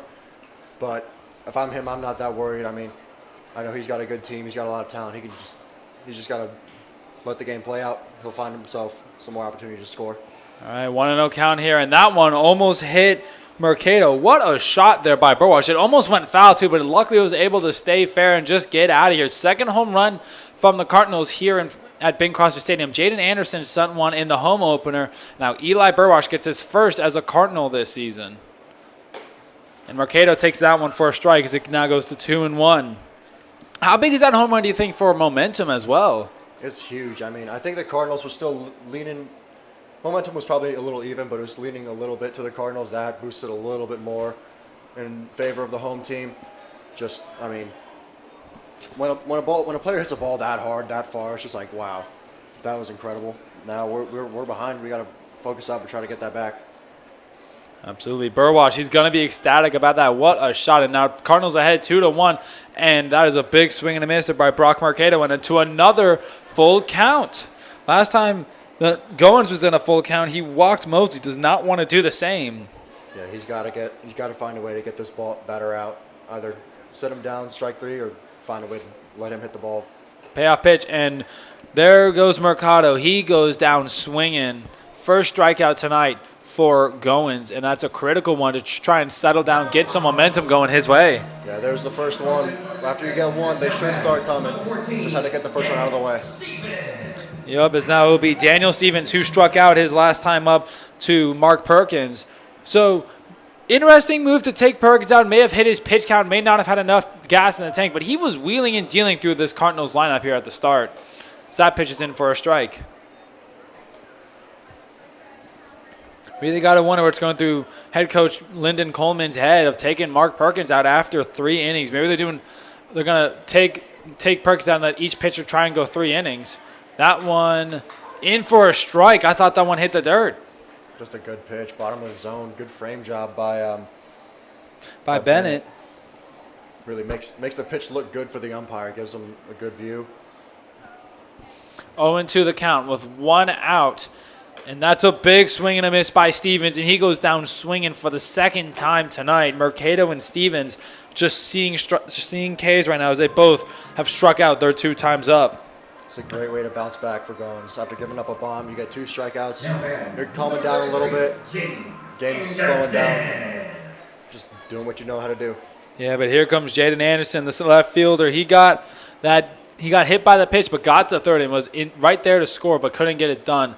He is the all-star of the Cardinals right now, the leader in batting, trying to get that hit of the day for the Cardinals. Eli Burwash might have the biggest hit so far in this game, though, as it's 1-0. Goins looks like he's settled down a bit. Would love to strike on Anderson here, as that one is also in for a strike. Great curveball there. Looks like Anderson buckled on that, thought the ball was coming up at him, and then just fell off the table right in the zone. 1-1. Goins in the stretch, and Anderson will take that one for a second strike. I think he thought that one was gonna stay inside, but it cut in on a nice slider. 1-2. Another good backdoor breaking ball that just finds its way on the plate after it looks like it's going too close to Anderson. Critical pitch here for Goins, and Anderson got it to the center, to the shortstop Edwards. Edwards bobbled it and could not control it. Anderson able to successfully get to first base. It was a slow roller. The shortstop had to make a play. It was tough. He went for the bare hand in a desperation attempt, but just couldn't come up with it, and Anderson finds his way on first base. Great running there by Jaden Anderson. He is to first base now for Devin Colon. Colon 0 for 1 tonight. Got struck out the last time he was up. We don't see Colon a lot, but when we do, he can do some damage. He has about a 167 batting average right now, but he is quick. He is also from Longwood University. Critical spot here for Colon to try and keep the momentum going. That one sent into left field, and it is going foul. Once again, if you can't return all foul balls to the concession stand as soon as possible. Thank you. 0-1 the count here for Cologne. And they're going to go check up on Anderson, and he is safe. They're worried that Anderson might be trying to steal, and he is quick. He does have the wheels to try and get to second. 0-1 the count here, still to Cologne. And the on-deck circle is Blaze O'Sabin. So he'll be up to bat if Cologne can get on base. The pitch here from Goins, way outside. Cologne not biting on those outside pitches. Once again, coming to you from Bing Crosby Stadium here in Front Royal, Virginia. The current score, the Cardinals 2, the TomSox 1 off the Eli Burwash home run, and that one is in there for a strike. 1-2 now. Goins really likes these backdoor, front door, arm side breaking balls. They just seem like they're outside, but then they break in, and by the time the hitters see it, it's too late. It's in the glove. And it's been freezing the batters. Anderson is going. That was a ball, and the throw to Anderson is not in time. Anderson able to successfully steal second as the count goes to 2-2. Great base running there by Jaden Anderson. Got a good jump, and then Bennett just a high throw over to Tate at second and just couldn't get the tag in time. 2-2 the count now with 2 outs. Anderson now in scoring position here for Cologne. As Goins takes a minute to get the signal, and now he does. He's going to go with the backdoor breaking ball. Cologne, last second, decided to foul that one off. I think he was going to stay there, but it looked like it did break into the strike zone. Yeah, 2 strikes. He's just got to put the bat on the ball somehow. Can't let the ball go by him for strike 3. If anything, put the ball in play, something might happen. Like Jaden hit that ground ball with 2 strikes. Found his way on. Now he's on second base. 2-2 the count. The pitch from Goins, and Cologne fouls another one off to the back screen. Remains at 2-2. Another good pitch, good close pitch. You just can't let the umpire decide your fate. You got to at least get the bat on the ball somehow. And a lot of guys on those strikeouts, they've just not been able to make contact with the ball. As we've had a lot of swinging strikeouts tonight. Not a lot of strikeouts looking. Goins takes a minute to get the signal. Checks up on Anderson, and now the pitch delivery is, he got Cologne looking. I thought that pitch was low, but it wasn't. They got Cologne looking, and that will end the inning, but the damage was done. Eli Burwash with a 2-run shot down the left field line to make this game now. The Front Royal Cardinals 2, the Charlottesville TomSox 1. Charlottesville 1. You can support your Cardinals by wearing the colors and logo. The Front Royal Cardinals merchandise stand is located just inside the main gate and is open throughout this evening's game. The stand features a broad range of shirts, hats, and Cardinal collectibles, so make sure you visit the merchandise stand. And does a baseball game make you hungry for hot dogs, peanuts, and Cracker Jacks? While you're checking out the merchandise, stop by our concession stand. We have a wide variety of food and drinks, so come by and pick up your favorites. The Front Royal Cardinals would like to thank DECA for managing our concession stand this year and tonight's volunteers.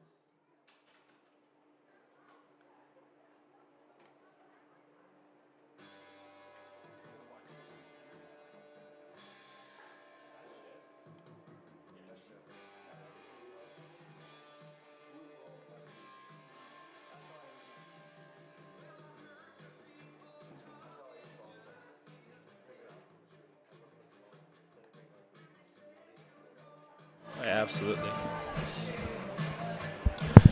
Wines Bookkeeping has specialized in a variety of business and tax services to help those in the local Front Royal community for over 50 years. They can take care of your business needs quickly and efficiently, including business tax preparation, personal tax preparation, and bookkeeping. They can handle the books for you and allow you to worry less and live more. All right, top of the fifth. What did you think, Jacob, of that fourth inning with Eli Burwash setting that 2-run home run? That was huge for the team, huge for the momentum. Now, I mean, it's unlikely, but if the game were to keep holding, pitchers keep dealing and not letting any runs score, the Cardinals will win the game. But it's huge, great for the game, great for the momentum, great for the team.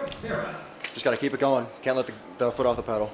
Absolutely. Sergio Rivera is due up first. After him will be Thomas and Martinez. Rivera's last time up grounded out to the shortstop. Looking to get a different fate this time as he squares up the bunt, but it goes foul for the first strike of the inning. As it will be an 0-1 count. Cole Schiff back out for a fifth inning of work.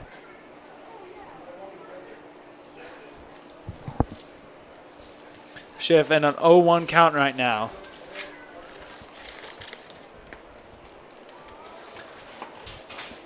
He's had 8 strikeouts at this point. Would love to try and see if we can get to the double digits with 10 in this inning. It's definitely possible, but very difficult to do. He's 80% of the way there. Just needs 2 more. Absolutely. As that one is popped up behind home plate. Mercado tracking it and bobbled it. That one right against the screen. He just could not find that. That one looked like a tough play. Would you agree with that one, Jacob? Like the balls that popped up right against the screen? That's a very hard play. It was actually my least favorite play to make as a catcher. I mean, you got to turn around, throw the mask, find the ball, look for the fence, look for anything. I mean, it's all you. No one can really help you there except maybe the third or first baseman, say if you got room. But yeah, especially since the ball will come back towards the field, it's hard to read. Always hard to find where it's going to go. Absolutely. I thought that one was going to hit the roof, but it just barely stayed in play, but Mercado couldn't make the grab. The 0-2 pitch here from Schiff, and that one's a little hopper over to Burwash. Colon grabbed it, though, as Burwash missed it, and the throw over is bobbled by Camp and not there. Rivera able to make it to first successfully. Burwash made the dive and couldn't get there. Colon was able to grab it. And to make the throw to Camp just was not in time as Rivera was able to leg it out successfully and get on first for the top of the order now in Thomas. There's another slow roller. It's tough. You don't have a lot of time to make the play. You just got to get the ball, get rid of it. As Thomas sends that one back in for a foul ball, 0-1. You have Rivera on first now. Thomas at the plate, no outs, and an 0-1 count as Schiff continues his 5th inning of work, with 8 strikeouts to this point. And a lot of them were, 7 out of the 8 of them, he got them swinging. That one is also in there for a strike. 0-2 count here for Cole Schiff, who has been dealing. It's a great pitch. Now the batter's down 0-2. He's going to be fighting. He's going to be defending the plate now. He's not really looking to attack. He's looking to stay alive. 0-2 here from Schiff as as Rivera goes. The pitch, the throw over there, and he did not get Rivera. Schiff in disbelief. That pitch was in there for a ball. I thought the tag was in there, but it was really close. Umpire says Rivera is safe, as now there will be a running or scoring position here for the TomSox as they look to try and tie this game up now and respond to the home run. Yeah, that throw was a little bit wide, but it was to the right side. It was to the second base side of the field, so that the tag would have been easier. And that one is sent over into left field. Anderson going back, and it's off the wall. And it looks like it might be a ground rule double. We're going to see what the umpires say. I think they're going to either the TomSox run will count, and it will be now a 2-2 game. Thomas is going to be successfully the second, I believe. That one got stuck like just below the red line of where it counts as a home run. And the net that counts as a home run. Anderson threw his hands up, so it will be a ground rule double, and now it is a 2-2 game. The TomSox respond to Eli Burwash's home run with a run of their own, with Rivera being able to score from second off that ground rule double. And Martinez is coming out swinging there. Big swing and a miss there from Bryce Martinez. What did you think? Did you think that ball was gone, or did you think it was just a ground rule double? I'm not sure. I thought it hit up in the net, but I couldn't really see from over here. Either way, it was a very nice hit. Hit that ball hard. Deserves to have a run in. That one fouled off by Martinez, but that's not a good sign for Schiff. This might be his last thing of work. That TomSox are able to send those balls back like that. Yeah, that missed pop up behind the plate really hurts now because that runner wouldn't have been on first base or second base. He wouldn't have been on base if that ball was caught. Yeah, that one's got a sting now as Thomas is bouncing around. The pitch here from Schiff, sent right back and foul. Schiff's got room to play with the batter here. He's up 0-2, no balls. He can throw a little bit of junk pitches if he wants, or he can just come at him. Try to get him out now. 0-2 the count here from Schiff. Trying to get Martinez, who is 0 for 1 tonight, got walked his first time up. The pitch here from Schiff outside. Mercado couldn't hold on to it, but Thomas, not able to run as Mercado, was on it right away. Good job to pounce on that ball quick. Ball was a little wide of where he was expecting it. Couldn't really get a hold of it immediately, but he was able to keep the runner at second base. The 1-2 count now from Schiff. Thomas remains a second in the 2-2 game. The pitch is sent up into left field. Colon calls for it, and Colon has it for the first out of the inning. Good awareness there by Colon to get Martinez. Thomas is going to remain at second. As now it is going to be Porter coming up, who is 0 for 2 tonight with 2 strikeouts. So we're going to go for a meeting at the mound. This might be the end for Cole Schiff. Zoom in on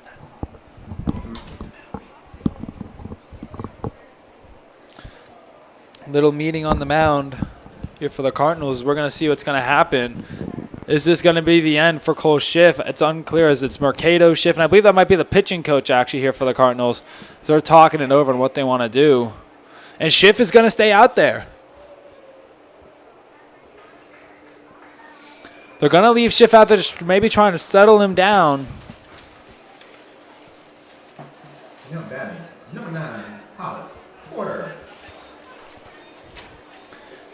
As it will now be Hollis Porter up to bat.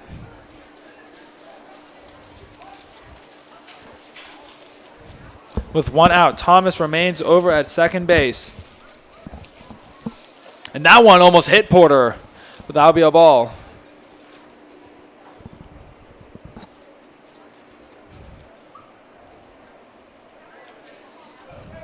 It's going to be real difficult to get these outs now. The Harlow order, big bats here. But he's done it already. Why not do it again? 1-1 the count now with Porter up to bat. And the on-deck circle is going to be Bennett. Bennett is 0 for 1 tonight. He got walked in as a strikeout. Porter 0 for 2. Struck out both times that he has faced Schiff. 1-1 count now. 1 out. Thomas still on second. And that one is hit down the right field line. Camp going to collect it and get the out at first. And they looked for a second that one was about to go foul, but it did not. So now we'll have 2 outs now here for Bennett to come up, for Jacob Bennett to come up to try and see if he can get the lead, as here comes Clint Marsh again. This might be really the end for the Schiff, and it is going to be the end for Schiff. Yeah, it looks like he wanted him to face the lefty batter to get one more out. But with the righty up, looks like they're going to go to a righty. All right. Matchups. Great job by Schiff tonight. Amazing job by Schiff. As we're going to take a step away. When we return, we'll have the final stats on Schiff and the new pitcher for the Cardinals. We'll be right back.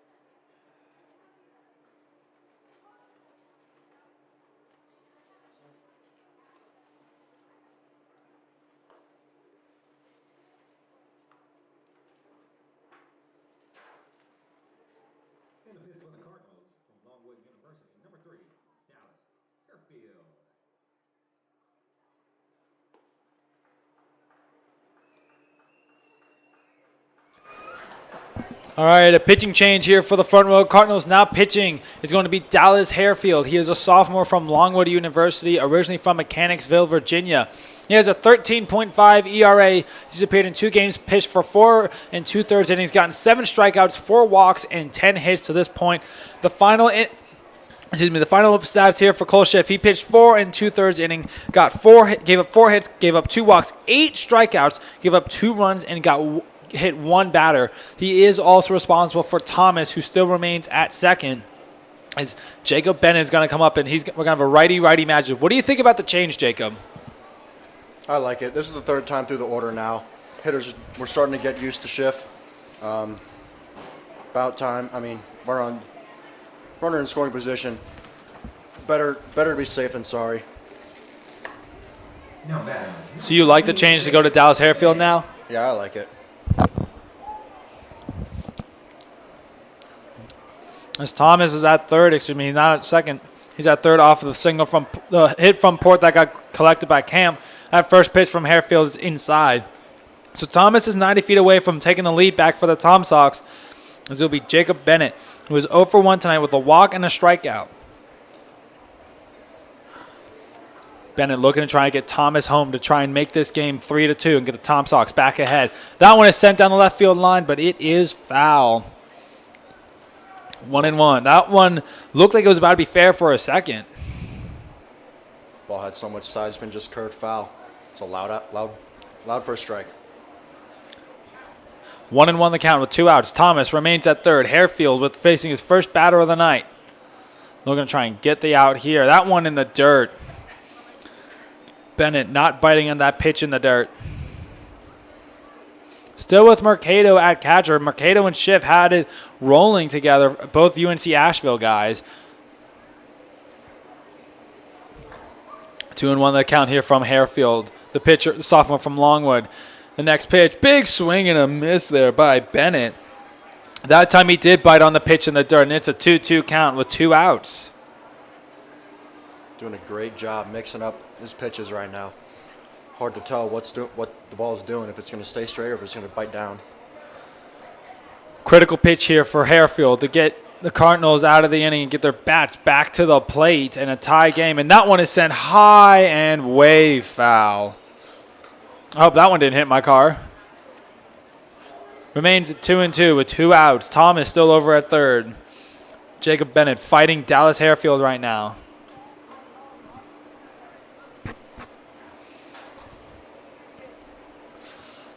Critical pitch here from Harefield as he gets set, and now he delivers. That pitch in the dirt. Mercado able to collect it quickly as Thomas not able to get home. Full count. Big pitch here for Dallas Harefield. With Shane Stossel in the on-deck circle, who's 1 for 2 tonight. Got a single his last time up. Critical pitch here for Dallas Harefield to try and get out of the inning. 3-2 with 2 outs. Harefield checks up on Thomas. Timeout called there by the batter, Bennett. Looks like something hit his eye by accident. May have been. What did his eye? Looks like he was adjusting his helmet. Could have been a bug. There was a lot of bugs out here last night. Maybe one flew down into his eye. Absolutely. The lights seem to be the bug attractors here. The fun of Bing Crosby Stadium. There's a ton of bugs here. Harefield now with the full count. Delivers the pitch, and that one is sent into center field. O'Saban calling for it. Lost it, but still is able to make the grab. Looked like he lost it for a second. That was going to go way more shallow, but still able to get it. Harefield able to finish off the 5th inning, but the damage was given up. Schiff gave up 1 run. As now we're in a tie game. We head to the bottom of the 5th, locked up at 2.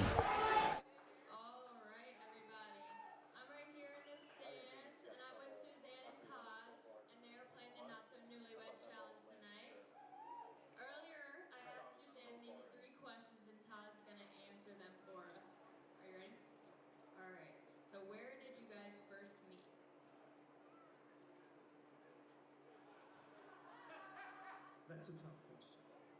I think it was Charlottesville.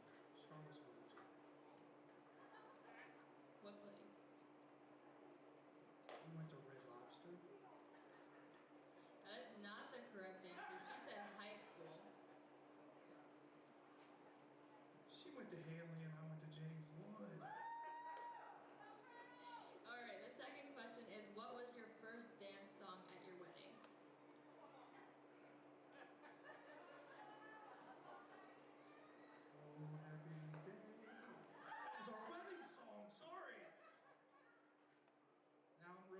we'll see. It didn't take long. It was when you say nothing at all. All right, the third question is what is one thing that she cannot live without? Could you repeat the question? One thing that she cannot live without. That is definitely the wrong answer. I don't know who's playing this newlywed game right now, but they might be sleeping on the couch tonight. I'm going to give you these strawberries from Penny Bennett's because you're going to need it after this one. That was kind of bad. You think he's going to the couch? He's not sleeping better tonight. Not pretty. As Goins comes back out for his second inning of work, trying to get through the Cardinals lineup again. Jeremy Goins is coming back out. He will be facing off against O'Sabin, Basio, and Camp. Cardinals. We're here with the Brody Michael Foundation, Christy Michael from the Brody Michael Foundation, mother and vice president of the foundation. So on behalf of the Front Royal Cardinals, we'd like to present you with this check for $200 to help fund the Brody Michael Foundation. So we're taking just a second to get ready to go.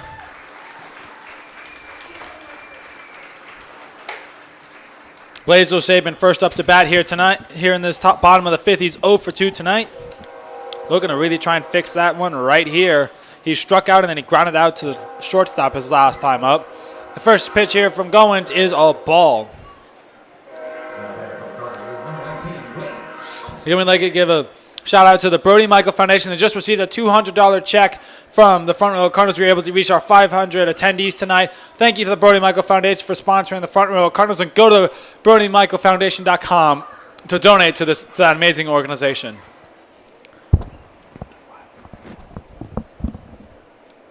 You know what makes going to Front Royal Cardinals games even better is when you get to go to wild card. Great high five there from the little kid on wild card. That's our mascot wild card. We absolutely love him to death. It's a 2-0 count. O'Sabin sends that one into right field, and it is going foul.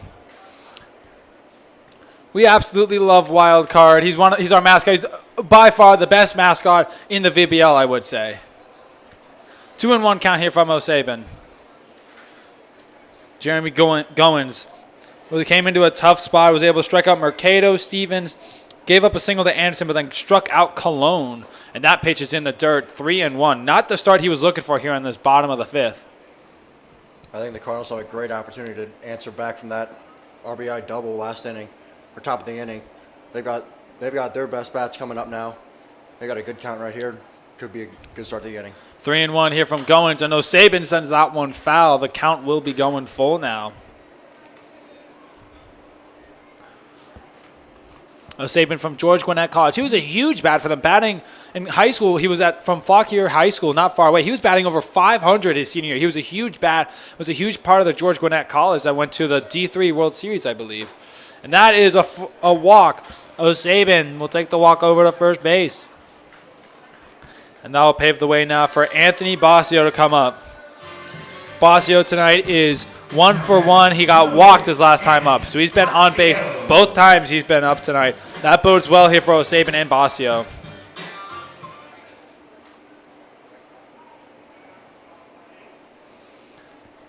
Goins, his first time seeing Basio tonight. The first pitch here from Goins, and that one is outside. Basio not biting on the off speed.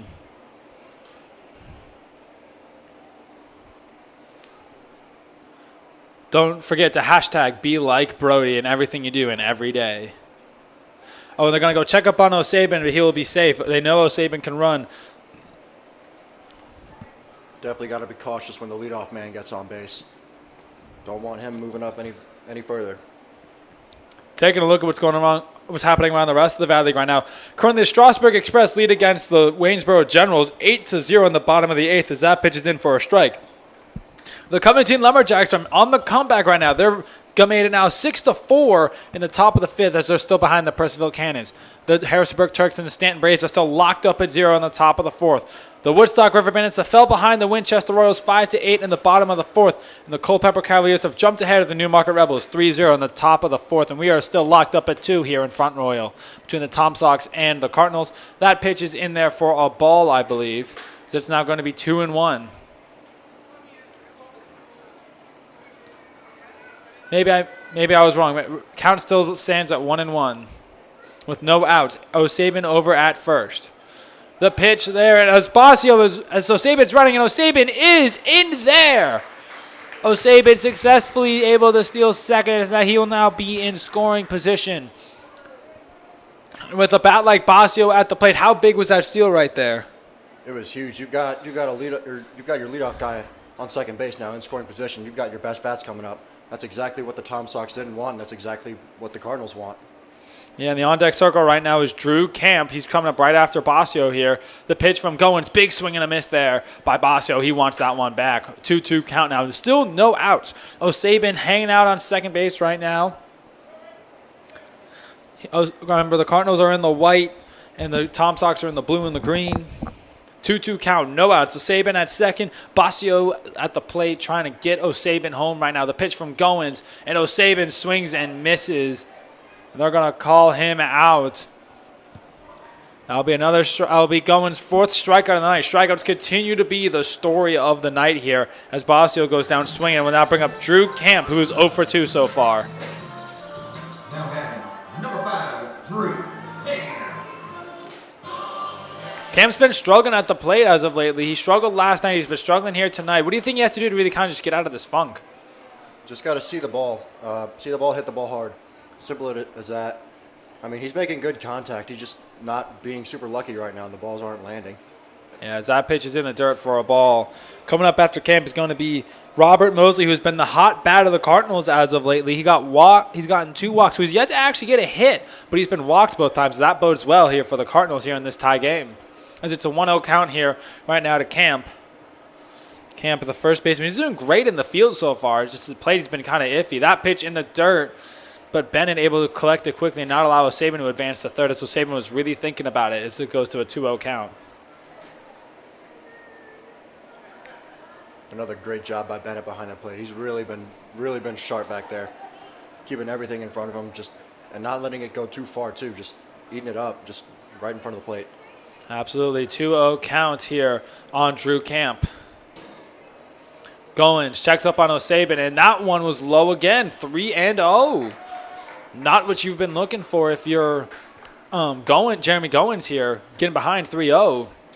With Mosley on the on deck, a guy that's been walked a lot. Then after him, it's going to be Eli Burwash, that bat that blew this thing open for front wheel and tied it up. Goins checks up on O'Sabin in a 3-0 count. Needs to get this one in the zone, and he missed. Camp will take the walk over to first base. So we'll have runners now at first and second with 1 out for Robert Mosley. How critical is this spot here now for Mosley? And then what could be Burwash for just being able to get some more runs in for the Cardinals. They have 1 out and runners on first and second. Yeah, it's a great spot to be in. You've got a runner in scoring position. Your leadoff guy, your hottest hitter right now. The only thing is that walk puts a 4 out at second base and could lead to a double play. Yeah, so got to be careful of that double play. But Mosley has been the big bat as there is a timeout called. It looks like that's Lyndon Coleman, who might be coming out to take out Jeremy Goins. This might be the end of his night. We're going to see what they decide to do here. Goins has been kind of struggling. He gave up a walk, got a strikeout on Basio, but then walked Camp. So talking it over. What do you think they're going to do here? I don't think they'll pull him just yet. I think they're just trying to help him focus up. So maybe get the infield ready. Maybe they might be doing some kind of pickoff play, or maybe just trying to get everyone back in the game. I mean, 2 walks like that, it can get a little drowsy out there in the infield. You might lose focus, but doing this will help the team wake up, help the pitcher figure out what's going wrong. Yeah, just get everyone on the same page again. They're going to keep Jeremy Goins in for now. They might have some action on the bullpen. We can't see the bullpen because of the TomSox locker room, so we don't have a good angle of that. We could barely see the Cardinals one. As that meeting is over, Jeremy Goins remaining in here for Robert Mosley, who's been walked. Both times he's been up, he scored thanks to the Eli Burwash home run in the bottom of the 4th last time. It's now Goins. He needs to get Mosley down here because he does not want to be facing Burwash, who might be hot right now. And Mosley will take that first pitch in the dirt. Mosley, he's the designated hitter today, and he was in cleanup last night. He did a great job going 3 for 4, I believe. Tonight he's gotten 2 walks. He's been doing really well at the plate as of lately. Mosley Curran at a 4.17 batting average. That pitch outside could not get the curve to land. 2-0. Do you think if Goins walks Mosley here that might be the end for him with Burwash up next? Most likely, yeah. I think that curveball crossed up Bennett back there. He looked like he was going for a fastball, and the ball started to break on him. He had to react to catch the ball. Yeah. Maybe a little bit of miscommunication back there. If that became a pass ball, that would have been huge for the Cardinals to get Sabin and Camp over. That one is in for a ball. I thought that was a strike, but no. 3-0 with Not one sure. out. Not sure whether Mosley looks to swing or just watch this ball, but no, I would always give myself the green light 3-0. But in terms of whether it's smart or not, probably not, unless it's absolutely meaty. And that one is in for a strike. He didn't give himself the green light there. Wasn't the pitch that he thought he could absolutely hammer, so let it go by. He's still up in the count a lot, so no harm in that pitch. With the way Goins has been pitching to him, he could probably get the ball and get the walk and load the bases for Eli Burwash. Goins checks up on O'Sabin. The pitch there in the dirt, but got him. Just barely nicked the zone to make this a full count now. 3-2 with 1 out. How big would it be to get the out here on Mosley right here? That'd be huge. I mean, 2 outs. You could just get a ground ball, step on any base, the inning's over. And you get one of the hottest bats in this lineup out. Goins checks up on O'Sabin. I'm afraid that he's going to run, and that pitch got him looking. Mosley thought it was a ball. He was about to throw the bat, but the umpire said no. Strikeout looking, and Mosley goes down. 5th strikeout here by Goins. That's why they kept him in, and this now might be the end. No, I don't think it will be the end. They just might be having another meeting. And yes, it is going to be the end here for Jeremy Goins. Let him have Mosley, but they're not going to let him have Eli Burwash. As we're going to take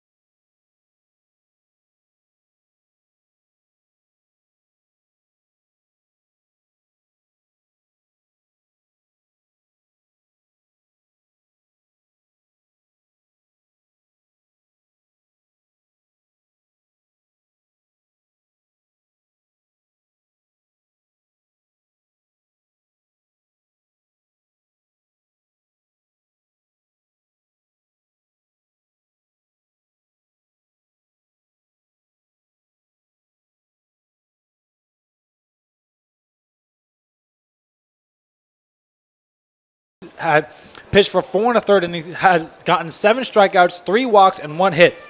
The final stats for Jeremy Goins tonight. He pitched for 1 2/3 innings, gave up 2 hits, 3 walks, got 5 strikeouts, but gave up both runs so far that the Cardinals have. What do you think of the substitution, putting in Davian Garcia and taking out Goins? I like it. I think Goins was a little not on his game. Fortunate that he was able to get out of this or get to the second out without giving up a run. but I think a fresh arm here will mix up the Cardinals a bit, especially with the guy who just went yard his last time up.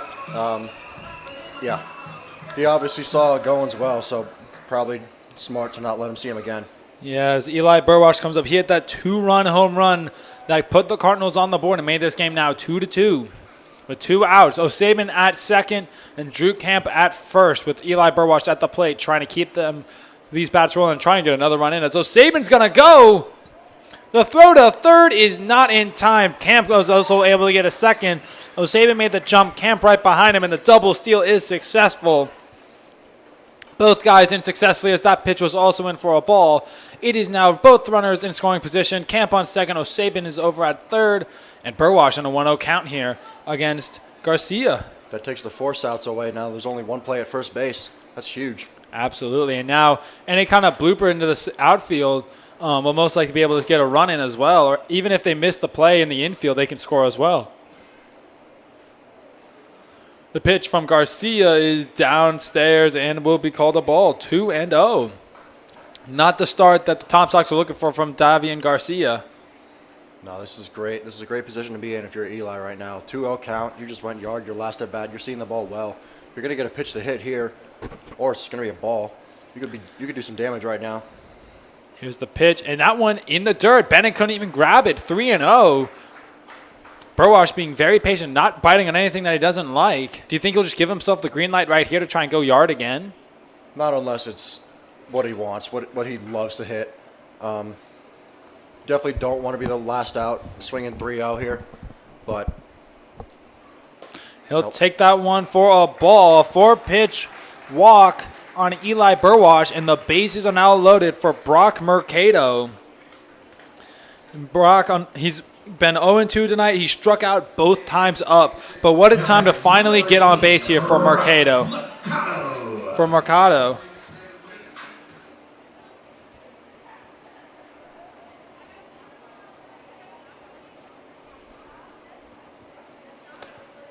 big gap in left center field. Do you think that's where Mercado's going to try and aim it? I don't think he's going to try to hit the ball anywhere. I think just if the ball ends up over there, that could easily clear the bases. Oh, as Bennett couldn't even grab that ball on a throwback from Bennett. 1-0 count here on Mercado. On Mercado, excuse me. Yeah, the Cardinals are up in the count to start the at-bat, which is always great. Being up 1 ball, no strikes is great because you're in the advantage right now. Yep, with the bases loaded. O'Saban over at third. You have Camp at second. You have then Burwash over at first. He's going to take that one downstairs for a ball. 2-0. A walk would also score a run too, so not bearing well for the TomSox right now. There's got to be a pitch in the zone here. You can't fall down 3-0. Otherwise, another ball scores a run, or you're just going to throw more pitches that are going to be easily to hit. Garcia not having the best start to his night here. The pitch from him is outside. Bennett almost lost that one, almost got away. 3-0 here to Brock Mercado, the catcher. Yeah, it looks like he's really got some command issues right now. If I'm Mercado, I'm not taking this bat off my shoulder. What do you think is going through Coleman's head right now, the manager for the TomSox? Later in the game now, maybe a little bit of stress. Oh, and that one almost hit Mercado, and a run will score. All the runners advance. Camp to third. O'Saban will score. Burwash makes it to second. Mercado is walked to first. And it's 3-2 for the Cardinals now. An unconventional way to score, but you'll take it. A run's a run. Cardinals back up front. As now Daniel Stevens come up. He has also struck out this last 2 times up. Look, could he possibly follow the same fate as Brock Mercado? We're going to have a meeting at the mound as Lyndon Coleman comes back out to talk now to Davian Garcia. And we're going to take a minute just to see what's happening. Do you think they're going to pull him here after the performance he's had? Walking Burwash and walking Mercado? Not yet.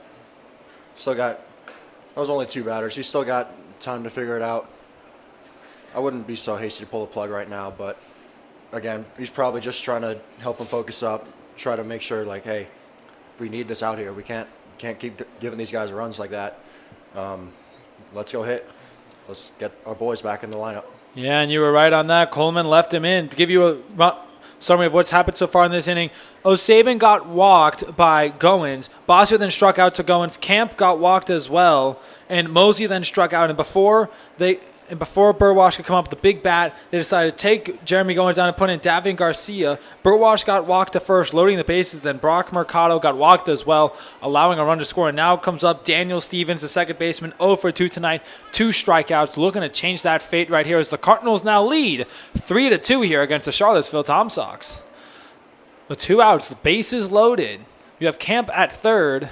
That pitch is inside for a ball. You have Camp at third. You have Burwash over at second. You have Mercado at first. What do you think is going through Stevens' heads right now? I mean, he's watched the pitcher throw.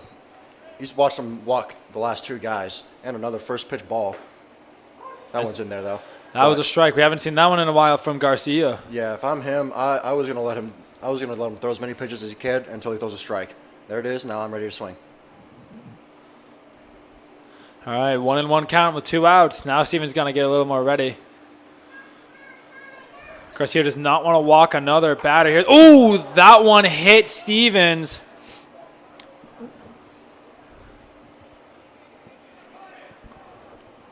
Looks like Stevens. some discussion whether the ball hit the bat and would be foul or if he pulled the bat back in time. Oh, Stevens really shaking up there. Looks like they just called for the trainer to come out. He does not look good. I think the call in the field was a hit by pitch. Charlottesville does not look happy about that. Focus on that. Focus on that. We're taking a look over at Daniel Stevens. He's number 14. He got hit right in the face. That one looked like it hit him dead on, not off the bat at all. You can see Coleman trying to argue his case to the umpire on if it hit or not. Bennett was up in arms immediately saying it hit the bat. If that did hit Stevens, then that will go as a hit by pitch, and he's making the walk over to first base. And Coleman does not look happy about that as Anderson is up next to bat. As he squared up to bunt there, he showed his body up and just really just opened up more area to get hit. If he didn't show bunt, probably would have just got hit in the back or maybe not even hit, but because he did, he got hit and might hurt, but team just scored another run, so. Yeah, and both of those runs in this inning are going to be charged to Jeremy Goins. So he is now responsible for all the runs that the Cardinals have been able to score so far in this game. Garcia now trying to really settle down his heels. Jaden Anderson, we've talked about him a lot. He is that big bat that the Cardinals have. To give you an idea of where everyone's at right now, currently over at third is Eli Burwash. At second is Brock Mercado. At first is Daniel Stevens. He is okay. That was a really scary pitch as that first pitch is in for a ball, 1-0. As Garcia is not looking good right now. What an eventful inning.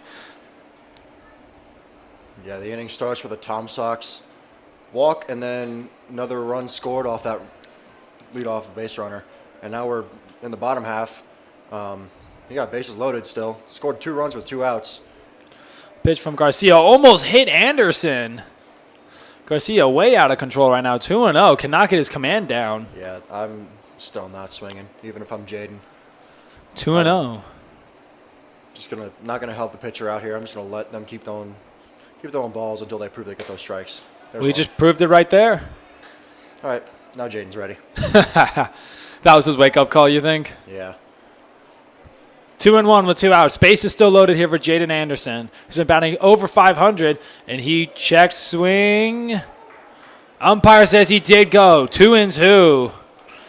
Very big pitch here for Garcia to try and get out of this inning. What do you think Anderson's going to do here? Definitely got to put the ball in play here. Last time he did that, he found his way on. He almost scored. Just look to do that again. I mean, if it's close, he's got to swing. And he fouls that one back, so we'll stay at 2-2. Yeah, he's got to keep this at-bat alive. He's got to keep the inning going. Doesn't want to be the last out to end this long inning. He wants to keep the runners moving, keep the Cardinals ahead. This long 5th inning continues. The TomSox scored in the top of the 5th, but the Cardinals responded with 2 more runs.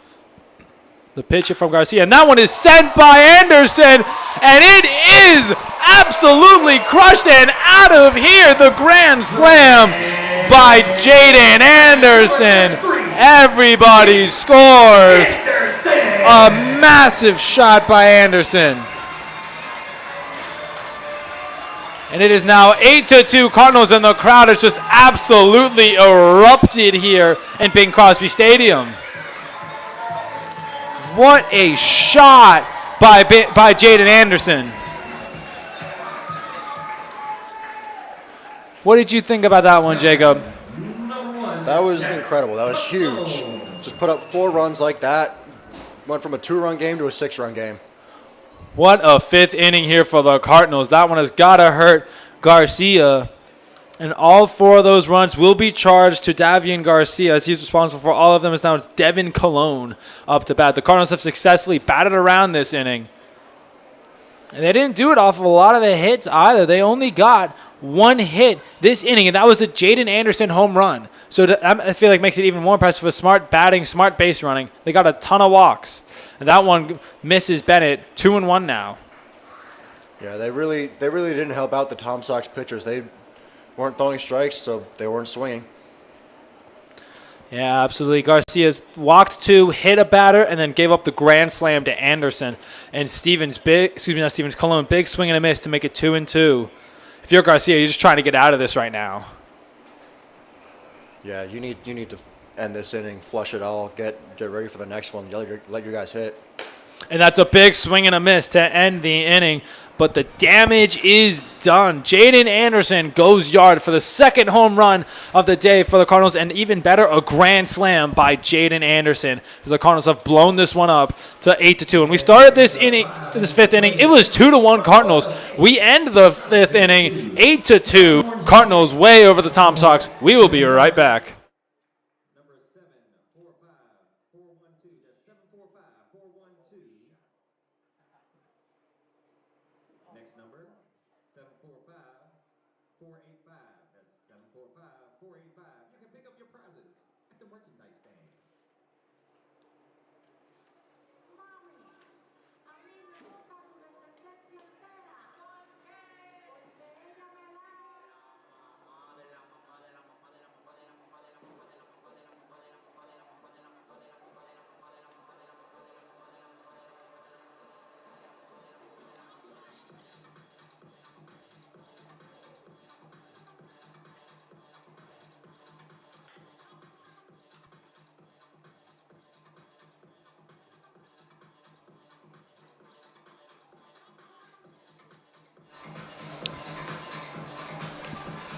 Are you looking for the best spot to watch the Cardinals games this season? Well, look no farther than On Cue Sports Bar and Grill. They have some of the best food and drinks in Front Royal, 10 HD TVs, 9 9-foot pool tables, and was voted for having the best wings in town in 2021. They also have live music on Friday and selective Saturday evenings. So what are you waiting for? Get to On Cue today and join the fun.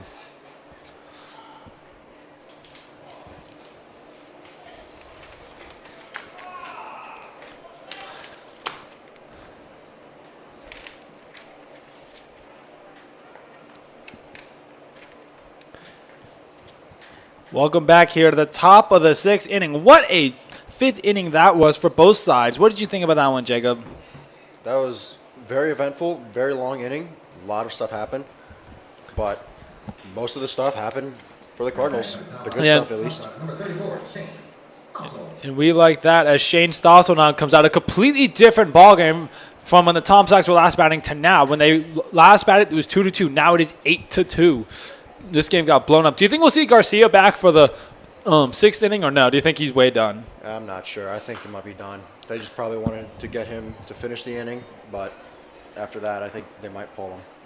So you think we'll be seeing another new pitcher in the 6th inning for the TomSox here? Most likely. All right, 8-2 right now. You heard it from Jacob. We'll see if he's right or not in just a bit. But right now, Shane Stossel in an 0-1 count after fouling that first one off. Dallas Harefield back out for a 2nd inning of work as Stossel swings and misses. Stossel 1 for 2 tonight with a single and a strikeout. That's a great pitch by Harefield. He looks like he's just a lot more comfortable up there. And, I mean, he's got a 6-run lead now compared to the 0-run lead he had when he first entered the game. So why not just relax a little bit? Absolutely. That one is sent up right into foul territory. Mercado in camp, and Mercado bobbled another one. Second time, Mercado had a ball in foul territory and just bobbled it. That one's got to hurt again. 0-2. What happened there? That one was a little further than the last one. Excuse me. Definitely a lot harder to make. He had to go into slide, looking out for the fence, looking out for Camp, also in the vicinity. Didn't want to run into him. But yeah, when you're just running like that, you're sprinting, you're scrambling. It's hard to see the ball because your eyes might be going up and down with your head. And I mean, just another difficult play to make. Do you think you should have let that one to Camp? Because it looked like Camp had a better angle on it.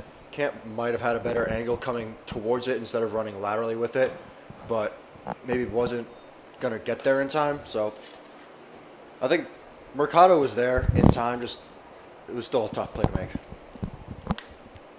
All right, it's 1-2 now here to Stossel. Harefield looking for his first strikeout of the night as he settles in. 1-2 here to Stossel. No outs, no runners on here for the TomSox. The pitch from Harefield, and that's a big swing and a miss. They got him for the strikeout. Stossel goes down swinging for the second time tonight. As now it's going to be David Wiley coming up. He is 1 for 2 tonight as well. He got a single his first time up and then stole second. His second time up, he struck out swinging. Now batting, number 19, No. David Wiley.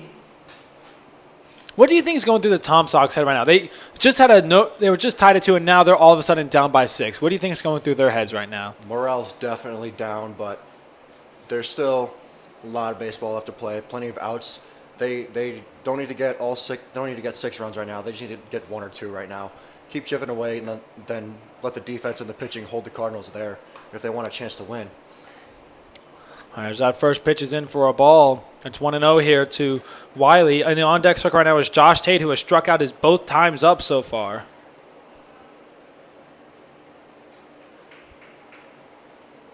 One 1-0 here from Harefield. That next pitch outside for another ball in the dirt on Wiley. Make sure you follow us on Twitter at FR Cardinals to stay up to date on everything the Cardinals are doing inside and outside the stadium as they continue their season. Currently at a 2-0 count right now. Here from Harefield in his second inning of work. Already an inning and a third in. The pitch from Harefield outside for a third ball. Taking a look at the schedule, what's coming ahead for the Cardinals. Tomorrow they will be off. Excuse me. Tuesday they will be at home again playing the Covington Lumberjacks. That game slated to start at 7 p.m. Wednesday they will be at home again as they will finish off their 5-day homestand playing the top team in the VBL right now, the Percival Cannons. That game will be starting at 7. Both games will be streamed right here on Stretch Internet or the Royal Examiner, however you are listening to us. That pitch is in for a strike. Thursday, they hit the road to go play the Culpeper Cavaliers. That game will be starting at 7 o'clock. And Friday, they are on the road again playing the Newmarket Rebels. That game will be starting at 7. Looking at the TomSox schedule, tomorrow they will be off as well. Tuesday, they will be at home playing the Strasburg Express. That game will be starting at 7 p.m. That pitch is in for a walk, and Wiley will take the walk over to first base. So now Josh Tate will come up. On Tuesday, the TomSox will be on the road playing the Waynesboro Generals. That game starting at 7 p.m. On Thursday, they will be at home again taking on the Harrisonburg Turks with that game starting at 7. And on Friday, they will be at home again playing the Covington Lumberjacks with a 7 o'clock first pitch. So a long homestand coming up here for the TomSox Cardinals, about halfway through their homestand right now. Yesterday, they had a heartbreaking loss. So far, they're in the driver's seat right now. And this one, that pitch in for a strike. Wiley's over at first now, and you have Josh Tate up to bat. And an 0-1 count.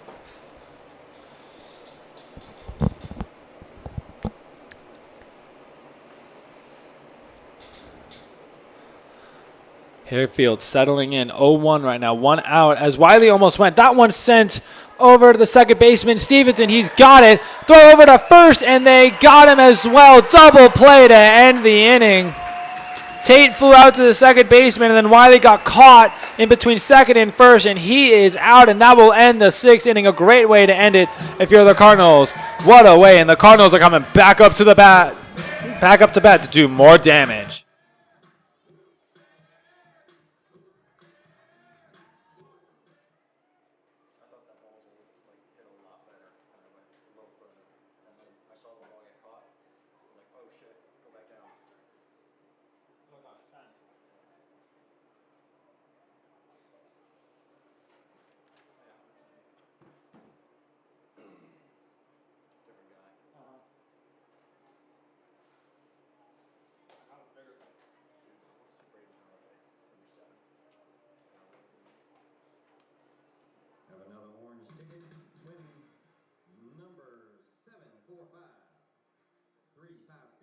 745 356.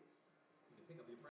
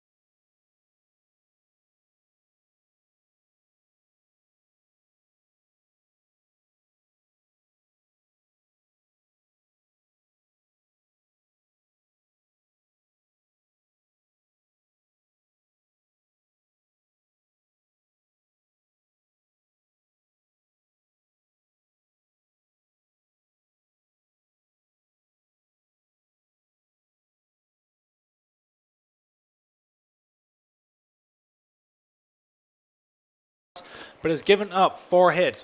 What did you think of how the Cardinals, they just took care of Davian Garcia the last time he was up? He only got a third of an inning. What did you think of that? And the pitch for the TomSox from Yeah, they really got on top of him. Oops. They really got on top of him early. They didn't really let him breathe. They attacked early, and it worked out for them. They're up 6 runs now. Yeah, as Blaze O'Saban comes back up, Cardinals are back to the top of the order. The final stats here on Davian Garcia. He only pitched for a third of an inning. Gave up 1 hit, which was the Jaden Anderson grand slam. Gave up 2 walks, got 1 strikeout. That pitch is up in foul territory. Stossel trying to track it down, and Tate's actually the one to grab it. Tate, the last second grab there. Able to get the first out on O'Saban here in the bottom of the 6th. As I was saying, Garcia's final stats, only a third of an inning pitched, 1 hit, 2 walks, 1 strikeout, 4 runs given up from that grand slam, and 1 batter hit, and he accidentally hit Daniel Stevens. So here comes Anthony Basio. He is 1 for 2 tonight, got walked. He got a single in the first. Big swing and a miss there by Basio. What do you think's going through Brett Allen's head right now? Yeah, he knows his team's down a lot. There's not that much stress on him. He just knows he needs to get the ball, just throw strikes, get outs, and let his team hit. There's really not much to it. That one's in foul territory again, and we'll go into the Cardinals bullpen. 0-2 for Basio. Allen forcing those foul balls. They were able to catch. Tate was able to catch the first one, but that one just uncatchable. Always remember to hashtag #BeLikeBrody. Tonight's game is brought to you in part by the Brody Michael Foundation. Thank you to everyone at part of the Brody Michael Foundation for coming out tonight to support the foundation and for continuing to carry on Brody's legacy even after his passing. That ball is downstairs for a ball.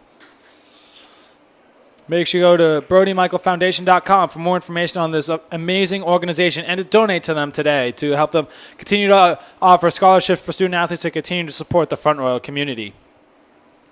1-2 the count right now to Basio. 1 out, no runners on. The pitch hit right back at the pitcher. Tate able to collect it. The throw over to first base is just barely in time.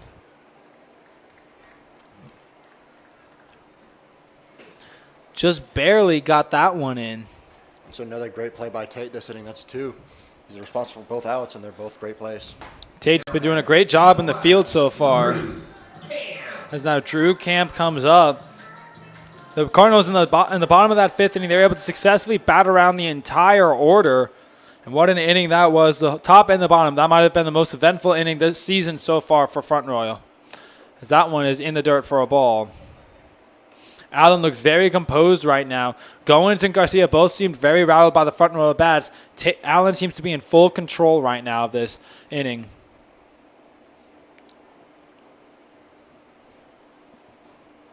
And that pitch is in there for a strike. Great framing as well there by Bennett.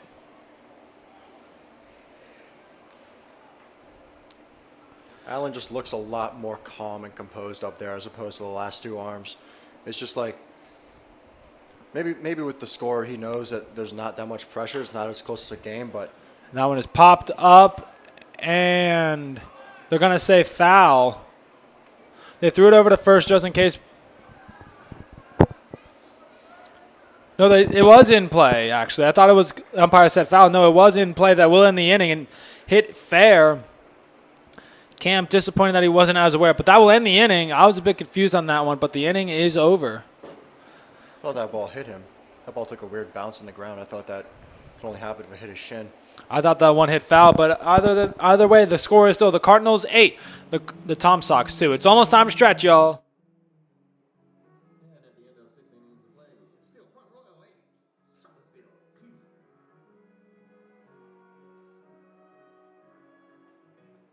Where it began, I can't begin to know, but then I know it's growing strong. Was in the spring, and spring became the summer. Who'd have believed you'd come along?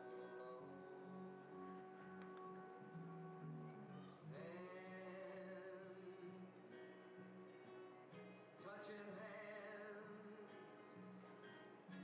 reaching All out, right, y'all. Here we go. Reaching out. touching me, Touch somebody. Here we go, y'all. Let's go. Let me hear you. Yeah. seems so good.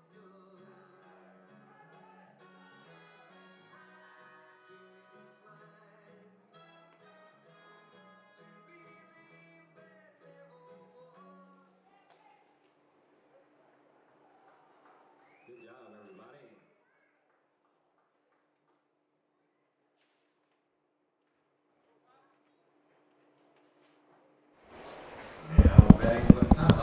All right, top of the 7th, as it is going to be Kyle Edwards coming up to bat first. He is 0 for 2 tonight. Looking at that first hit as as Dallas Harefield comes back out for his 3rd inning of work. First pitch is outside for a ball. Brett Allen for the TomSox looked really strong in that first inning of work. We'll get to see probably most likely more of him. Are you kind of surprised that Harefield came back out? I was kind of thinking that they would maybe bring in another arm. No, I think he did fine his last inning. There's no need to spend another arm right now. I mean, got through the inning without much harm, without any harm. So I don't see why you might want to take him out now. Fair enough. Harefield back out for his 3rd inning of work, and he's been continuing just to cruise. 2-0 count right now from Dallas on Edwards. That pitch, big swing and a miss by Edwards. 2-1 the count now. With Rivera and Thomas both due up as well after this at bat. We'll be seeing Rivera in just a moment. He is 1 for 2 tonight. He was able to score his last time up. The pitch here from Dallas, and that one is, I thought that one was in there, but it wasn't. 3-1 count. We will be getting to the top of the order here in just a moment, and that's a very scary top of the order that the TomSox have. Yeah, if I'm Harefield, I want to get these few outs right now and not let any base runners on for the top of the order. That pitch in for a strike. Edwards thought that was a ball, but he did not get it. Edwards kind of frustrated with that one. He thought it was a ball, but he did not get it. Full count now for him. He's been batting .242 this year. Been able to get 3 RBIs, 2 doubles, and a triple. So definitely a big bat that the TomSox have at the bottom of their order. Currently stuck in a full count against Dallas Harefield. Harefield sets and gets ready to deliver the payoff pitch, and it bounces in the dirt and gets away from Mercado, and Edwards will take the walk over to first base. That's the 2nd walk Harefield has given up tonight. As now Edwards will be on first base with Sergio Rivera coming up to bat. Rivera from Florida Southwestern State.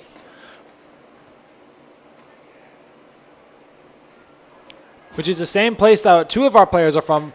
Rain Watson is from Florida Southwestern, and as well as one of our other guys. I can't remember the name of our other player off the top of my head. That one popped up and going foul.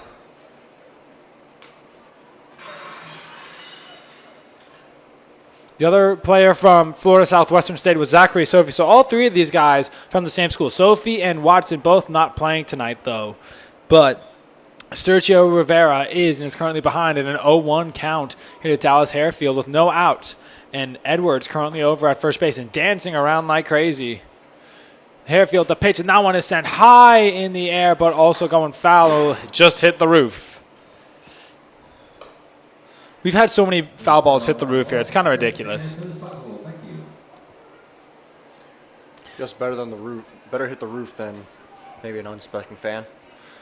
I am the way the concourse is set up behind the stadium. I am waiting for like a foul ball to like land in the concourse and maybe accidentally hit someone there one day. Oh, and that ball got away from Mercado, and that throw over to Edwards Edwards got there in time. Stevens could not get the tag in.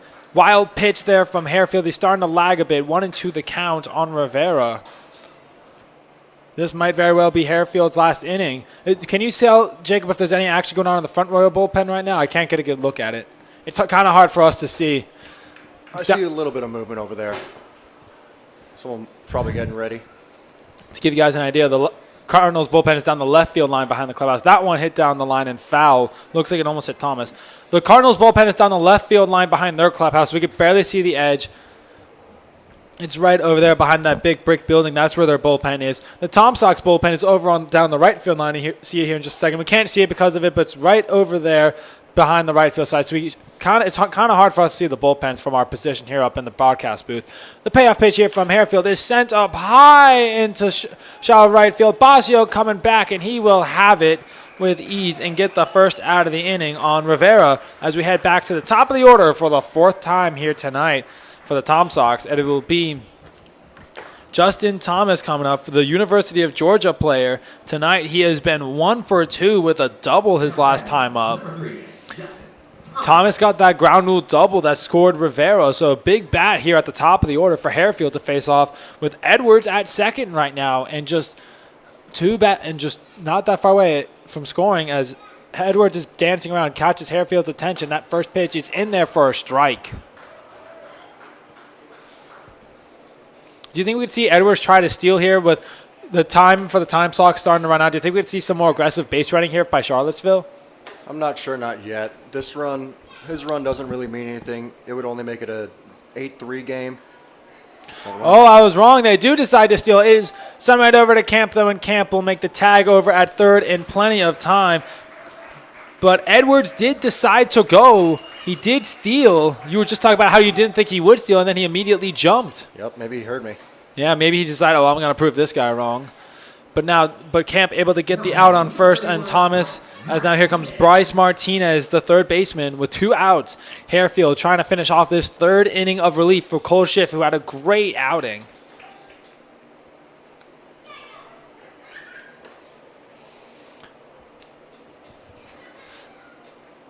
And that's a check swing that he did swing on. Harefield came in the top of the 5th and was able to finish off the inning, get Bennett out, and then he came in and he's been pitching through the 6th and he's been here through the 7th the entire way. Schiff going to be charged with both runs, unfortunately for him, but Harefield has been lights out so far with the runner at third. Mercado, that pitch was wild, got away from Mercado, but able to collect it quickly and hold Edwards up at third right there.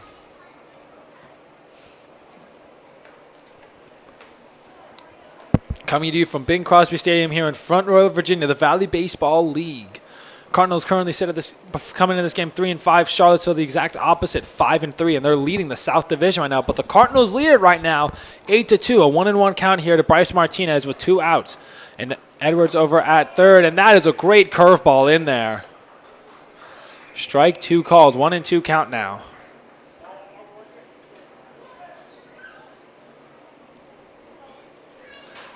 Critical pitch here for Dallas Harefield to finish off this 7th inning. Allow no more runs to come in. The pitch here from Harefield, and that is hit over to the third baseman. Oh, and it's past him. Colon trying to get the throw over to first, but will not.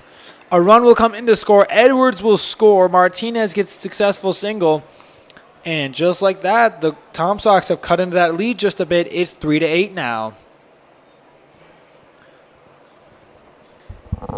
I couldn't get a look at it. What happened there? Did Burwash just dive and miss it and then Cologne collected it up? Yeah, he laid out, tried to get it out of his reach, and by the time Cologne got it, it was deep in the hole, and runner was already there. No point in throwing the ball.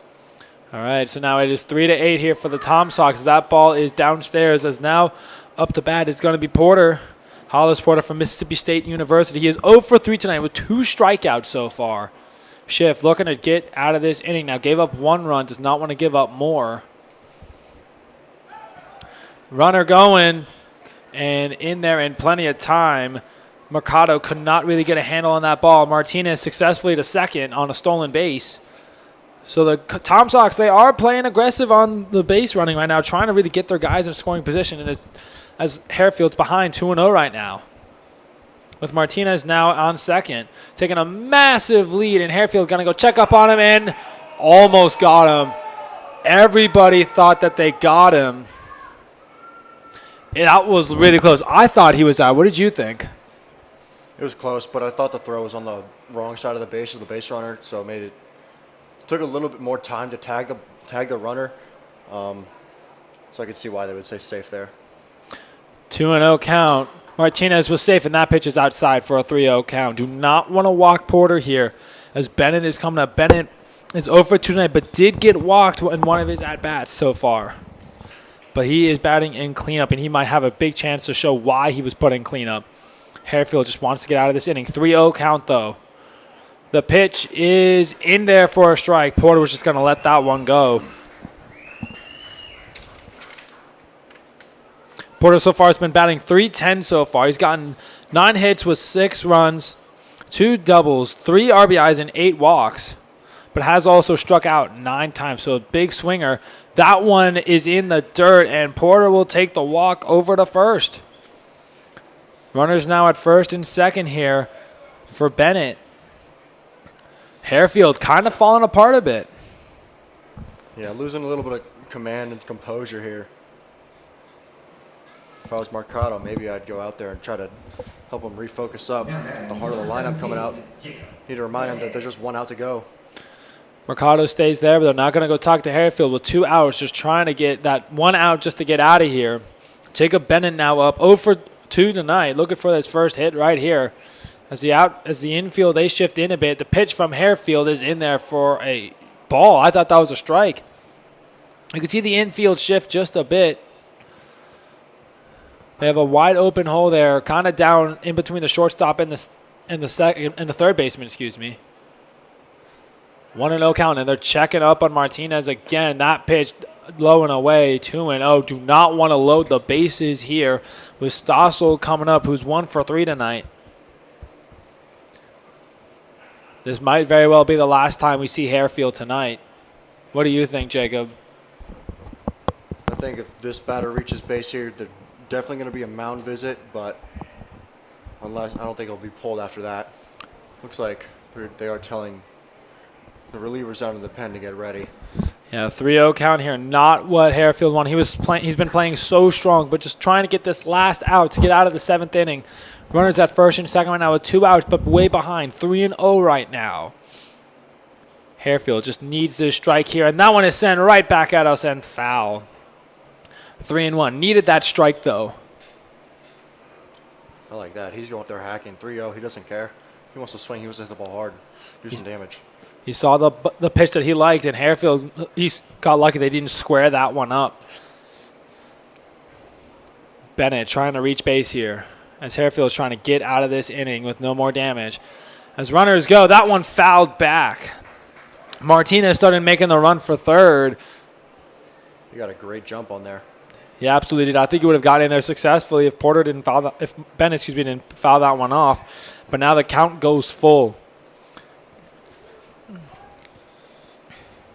Such a critical pitch here for Dallas Hairfield. Full count with 2 outs. Runners on first and second right now. They will be running. Hairfield checks up on Martinez, knowing what they can do. Here's the pitch, and that one is sent high into right field. Bosio tracking it, but Stevens has it, and that ends the inning.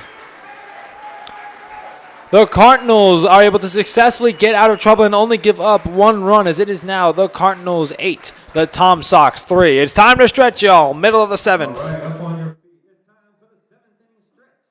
Please stand and join us in the traditional singing of Take Me Out to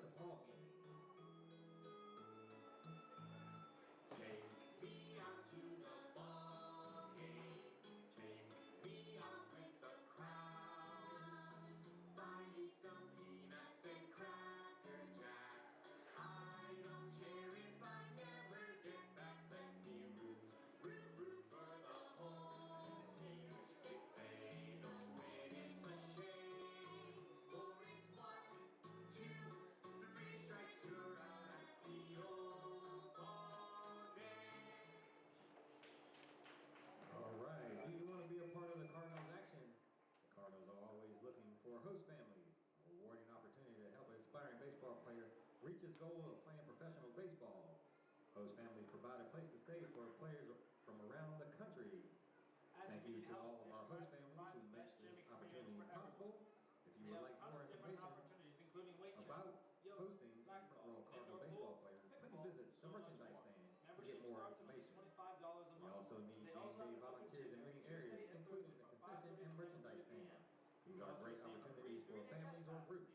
So please see one of our staff for more information to sign up. Health and Fitness Center. Enjoy the best gym in the Front Royal. At the Rotary Club of Front Royal in Warren County, they focus on providing humanitarian service and healthcare, goodwill, peace of mind. In the world. Right now, they are focusing on putting an end to polio and making the vaccine available to everyone in Front Royal and Warren County. To learn how to support the Rotary Club of Front Royal or to donate, visit frontroyalrotary.org. Donate today to help put an end to polio.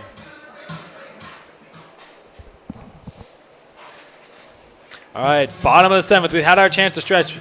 Now coming up to bat is going to be Robert Mosley. Number 30, Robert Mosley. Rob Mosley, he has been that hot bat, but tonight so far he has been 0 for 1. He's gotten 2 walks, though, and that first pitch is in for a ball as Allen is back out for his second inning of work. What did you think of Brett Allen his first time we saw him? Yeah, he looked really sharp. He was dialed in. He made quick work of the Cardinals. Absolutely. Top 3 hitters. Going 1, 2, 3 on O'Sabin, Basio, and Camp. Ozu up after Mosley is going to be Burwash and Mercado. Here in an 8-3 game at the bottom of the 7th. That pitch is fouled off by Mosley for a strike. It will be 1-1 now. But we just saw from Harefield. Do you think that'll be the last time we see Harefield tonight? Yeah, I think so. I think the guys that were getting warm in the bullpen are about to come in. Hopefully just one arm needed to shut the door for the rest of the game. And we'll have to see what happens when we get to the 8th, but we have to get through this 7th inning first. That pitch in there for a strike. Great framing there by Bennett. 1-2 now here on Mosley. With Burwash in the on-deck circle, who has been that hot bat tonight. Allen looking to try and get this strikeout right here. The pitch is got him. Got Mosley looking. First strikeout of the night there for Allen.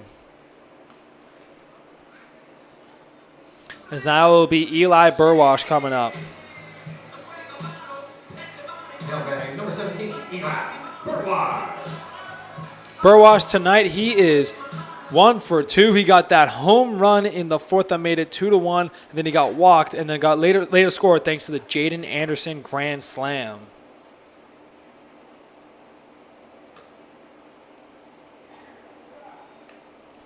As that first pitch is in for a ball, 1-0. Can you see any action in the Cardinals bullpen right now or no? Looks like we got a Sidewinder submarine warming up. I think that's number 25. That's Sean Minoz. Sean Minoz might be coming in next. We'll keep you posted on what we see. Right now we're currently at Eli Burwash. And that pitch is in for a strike, 1-1.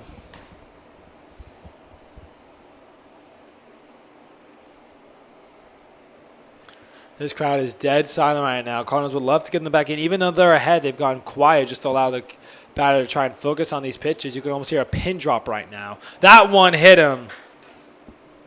That one hits Burwash, and he is back on base for the 3rd time tonight and only being able to get 1 hit. TomSox have given up a lot of walks and have hit 2 batters now, hitting Stevens in the head and then hitting Burwash in the back. So now Brock Mercado is coming up. He is 0 for 2 tonight with 2 strikeouts, got walked as well and scored. This will be a theme for the next few batters off the Jaden Anderson grand slam. And that is Burwash stealing, and he is successfully in there.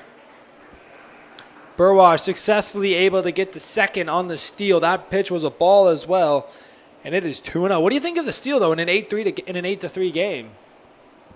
Some might see it not so nice considering they're up 5 runs, but, I mean, this team is good. You don't want to give them a chance to get back. You want to keep the foot on the pedal. Like, just don't let up. Don't give them a chance to win this game. All right. Eli Burwash now at second. Brock Mercado ahead right now. 1-0 in the count with 1 out.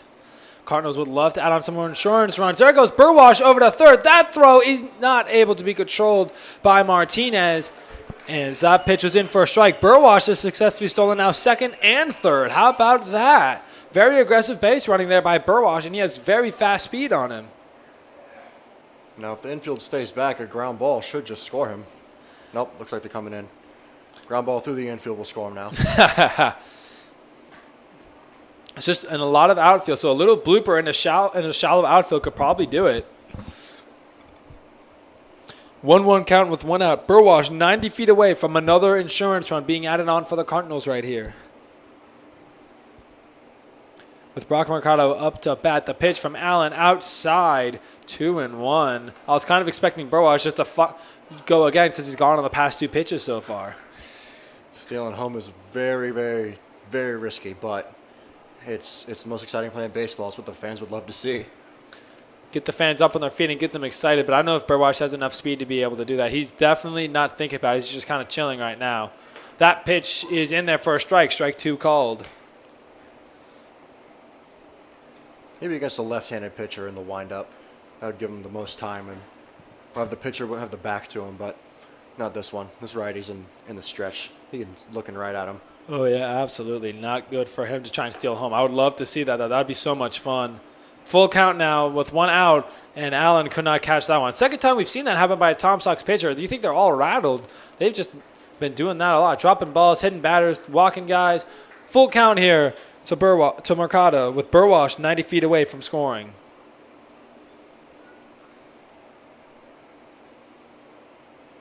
The pitch from Allen sent up high by Mercado, and it's going to be grabbed by Thomas. Here comes Burwash, though, and Burwash will successfully score. And the Cardinals, off the sac fly from Brock Mercado, have made it 9-3. How about that for the Cardinals? That could be a very critical insurance run, making this back to a 6-run game.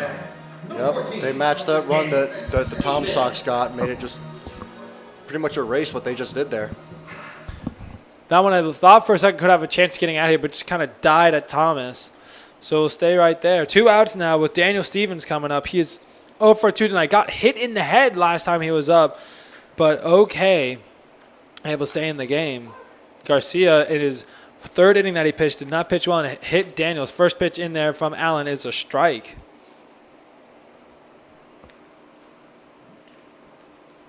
It's funny, Allen hasn't actually given up a hit yet, and now he's already given up a run. Yeah, I feel like there haven't been. That one sent into right field. Just hold on a second. That one dropping and grabbed by the right fielder, Wiley. And Stevens goes down, and that will end the 7th inning. We'll be back to you, Jacob, because you got rudely interrupted. Top of the 8th coming up. Both teams added on a run as it's now 3-9. And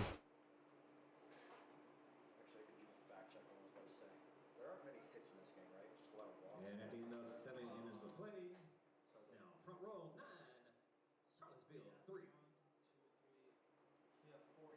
All right, get out your 50-50 tickets. Alright.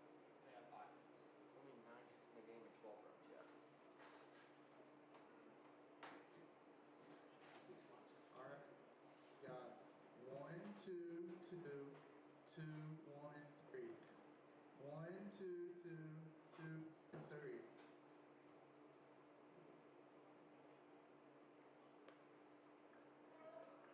And you can take it to the merchandise table.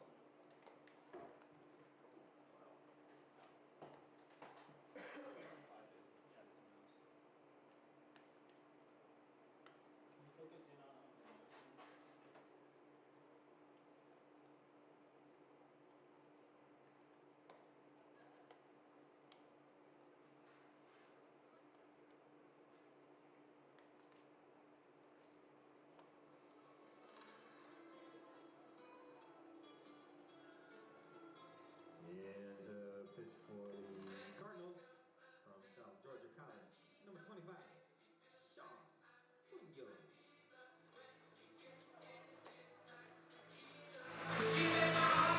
Into pitch now for the front row Cardinals is going to be Sean Munoz. He is originally from Brunswick College and attends South Georgia College, and he is currently a sophomore.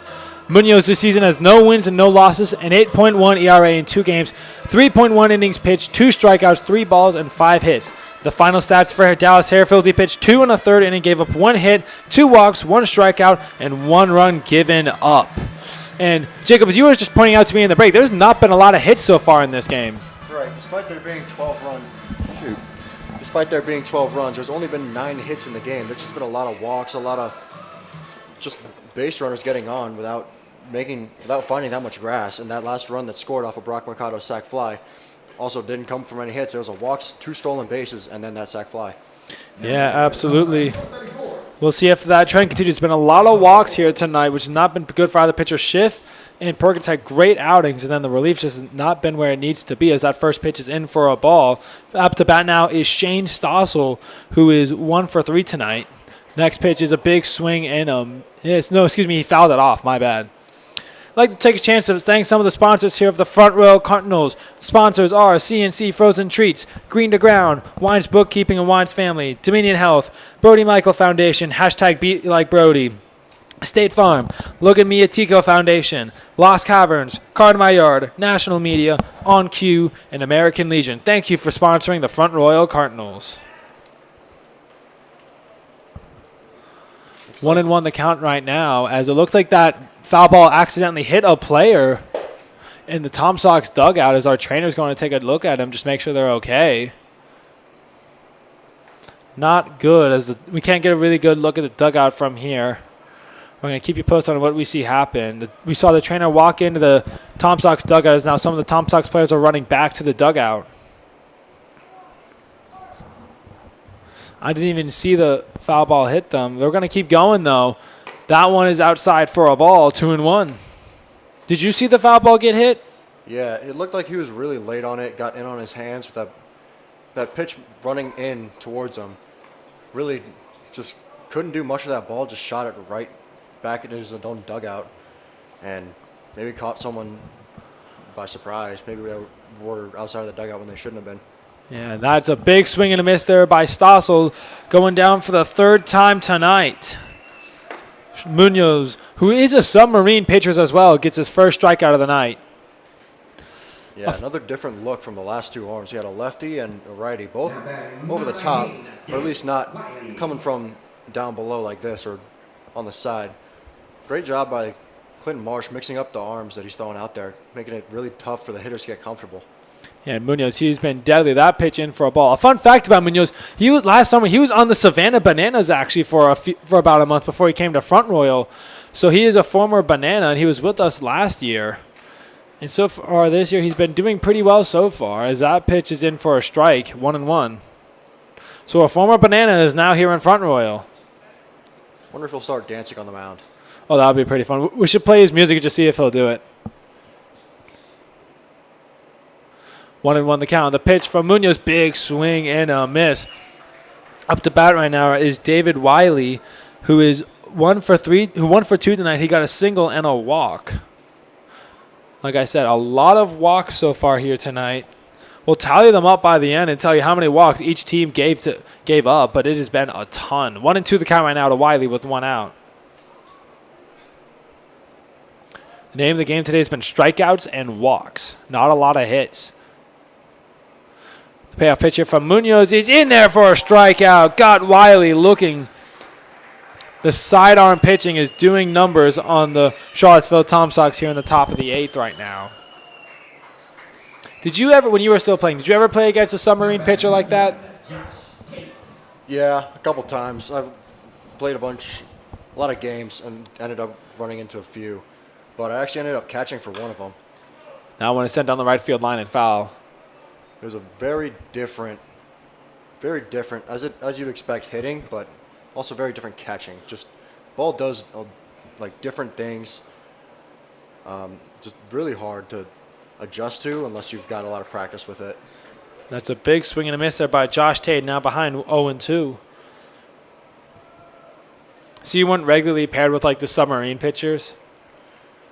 We only had one with the team I was with, and I ended up catching him a decent amount, but a little bit, yeah. All right, that one was a grounder over to Stevens. Said he got to camp in plenty of time to end that top of the 8th inning. Munoz putting the lights out on the TomSox as we head to the bottom of the 8th. Cardinals still lead it 9-3. We hope you will join us here at the Bing for our next home game, Tuesday the 13th, versus the Covington Lumberjacks. Also, mark your calendars for the Valley Baseball League All-Star Game right here at Bing Crosby Stadium on June the 25th. You can see all the Valley Baseball League brightest stars in action. Enjoy the competition of the 60-yard dash and the home run derby. Then watch as the Valley Baseball League stars compete against each other in the All-Star Game. Festivities begin at 4, so be sure to get here early.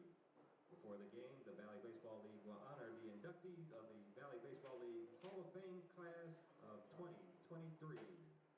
So make sure you're here on June the 25th for the Valley Baseball League All-Star Game.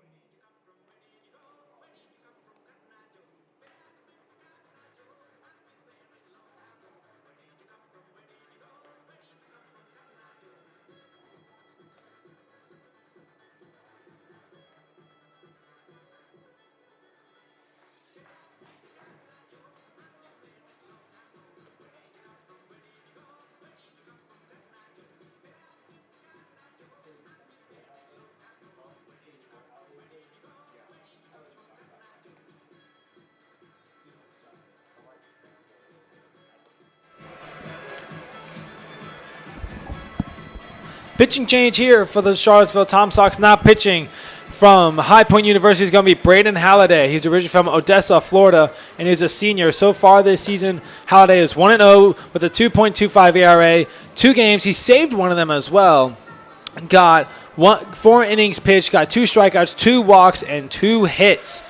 The final stats here for Brett Allen. He went 2 innings, gave up no hits, no walks, 1 strikeout, gave up 1 run thanks to that hit batter. Halliday will be facing off against Anderson, Cologne, and O'Sabin. What do you think about the pitching change, Jacob? Allen was doing great until he let 1 curveball slip that ended up hitting him and gave the 1 run, but otherwise he looked really good. Little fact about Halliday right here. He's the son of Hall of Fame pitcher Roy Halladay, the late Roy Halladay. A little crazy that he's in the stadium right now. Yeah, we got to watch him pitch before he even gets to the minor leagues. We can see what he could possibly do. 'Cause I feel like he could be making it to the show one day. Yeah, he's got a lot of potential. I mean, coming from a family with the Doc Halladay, one of the all-time greatest pitchers and great postseason performer. It's going to be a treat watching him here. Yeah, 1-1 the count right now to our big bat, Jaden Anderson. And that one way inside. Anderson tonight is 2-2 with a single, the grand slam, and got hit by a pitch. So he's made it to first every single time he has been up. So a great battle here for Halliday to start as he's behind 2-1 right now. The pitch from Halliday, almost hit Anderson. He seems a little out of control right now.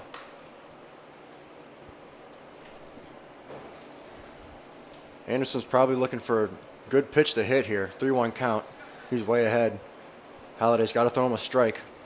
Well, we get the strike right here. Anderson, big swing and a miss. Bennett can hold on to that, but it doesn't matter. It's a strike to a full count. Taking one last look around the Valley League, the Waynesboro General Strasburg Express game ended in a mercy rule after 8 innings as the Express won 10-0. If the game is a 10-run game or more after 7 innings, then they will call the game there. The Covington Lumberjacks are still behind the Percival Cannons 5-8 in the top of the 9th.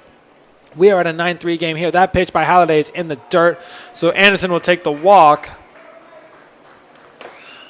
The Turks are behind the Stanton Braves right now, 3-1 in the top of the 9th. The Winchester Royals lead against the Woodstock River Bandits 10-7 in the bottom of the 7th.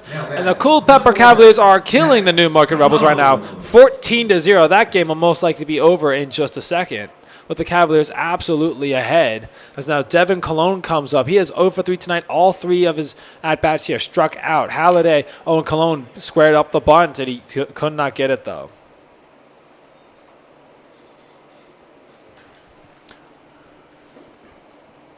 So you hyped up Halliday so much, and yet his first batter, he gave up a walk to Anderson, and now he has Cologne, who's been struggling at the plate tonight. Yeah, we'll see if Cologne will be able to find himself in the hit column. I don't know if that'll be a good thing for you because you were just talking about Holiday here on how great he could be. Would that be good for you for your fanboying? Yeah. We'll just see what happens. 1-1 the count right now to Cologne. The pitch from Halliday inside but got the strike. The Front Royal Cardinals are sponsored by Fox's Pizza, Knights of Columbus, Arena Sports, Rotary Club Front Royal, Rotary Club Warren County, Crystal Klein for Sheriff, Concern Hotline, Tina Tolliver Studios, Petty Betty Treats, Veterans of Foreign War Front Royal, and the Sunstoppers. The pitch from Halliday, big swing and a miss by Cologne. And he will go down for swinging again, his 4th time up and his 4th strikeout of the night. Not good for Devin Cologne here tonight. As now here comes Blaze O'Sabin. O'Sabin tonight, he has been 0 for 3. He has not gotten a hit tonight, but he did get a walk in the top of, excuse me, not in the top, in the bottom of the 5th. With Brandon Halliday up there. O'Sabin will take that first pitch for a strike.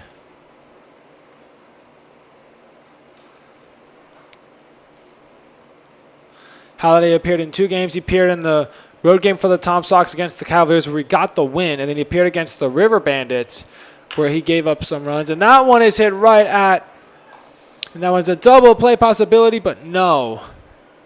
They were able to get Anderson a second. That was a chopper over to Martinez. They got Anderson at second, but could not make the turn to O'Sabin in time, so O'Sabin will take the fielder's choice and take first base. Now, here comes Anthony Basio up.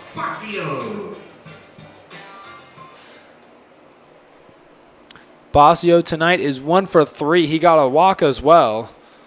It seems like almost every player in this team has gotten a walk tonight with how many walks we've seen. O'Sabin over at first right now. That first pitch from Halliday's in the dirt. Seems like Halliday's kind of settled in a bit now.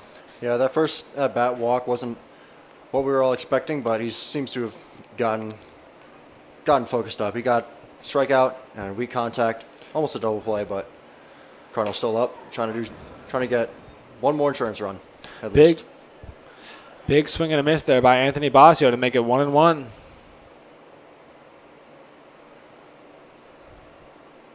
1-1 with 2 outs. O'Sabin over at first right now.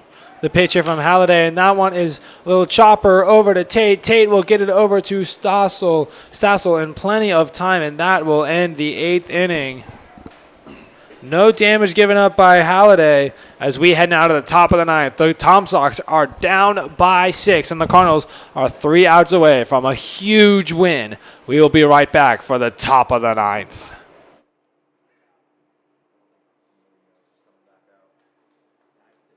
The Front Row Cardinals would like to thank our 2023 sponsors. Game sponsors, CNC Frozen Treats, Green to Ground, Lions Bookkeeping, State Farm, Knights of Columbus and Christendom College, Rotary Clubs of Front Royal and Warren County. Banner sponsors, CNC Frozen Treats, Green to Ground, Lions Bookkeeping, Veterans of Foreign War, American Legion, Shenandoah Extra and Company, Honey and Hops, Lost Caverns, Sunstoppers, Rotary Clubs of Front Royal and Warren County, Front Royal and Warren County Chamber of Commerce, Card My Yard, National Media, Crystal Klein for Sheriff, Samuel's Public Library, Concern Hotline, Tina Tolliver Studios, Warren County DECA, Petty Betty Treats, and Midway Service Center.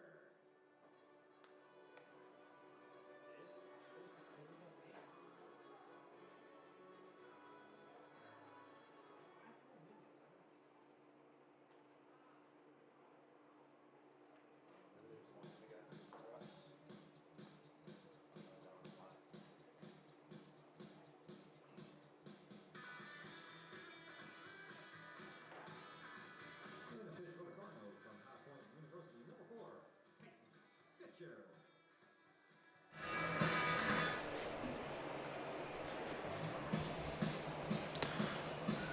All right, the Cardinals have made a substitution at the mound. Now pitching for the Cardinals to close this one out will be Peyton Fisher. He is from High Point University, a sophomore, originally from Kings Mountain, North Carolina.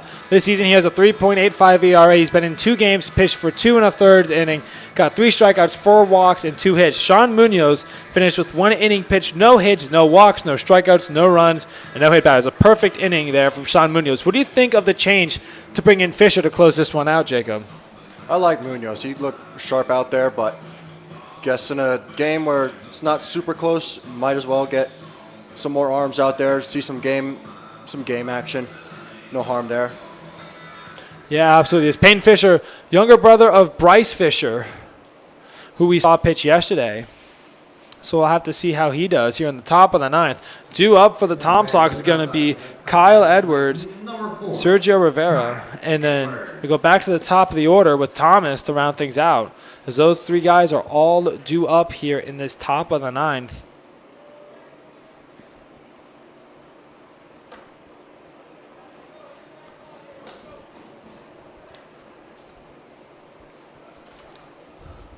First pitch is in there for a ball. Yesterday we saw Fisher put on a clinic and do amazing. That pitch in there for a strike right now.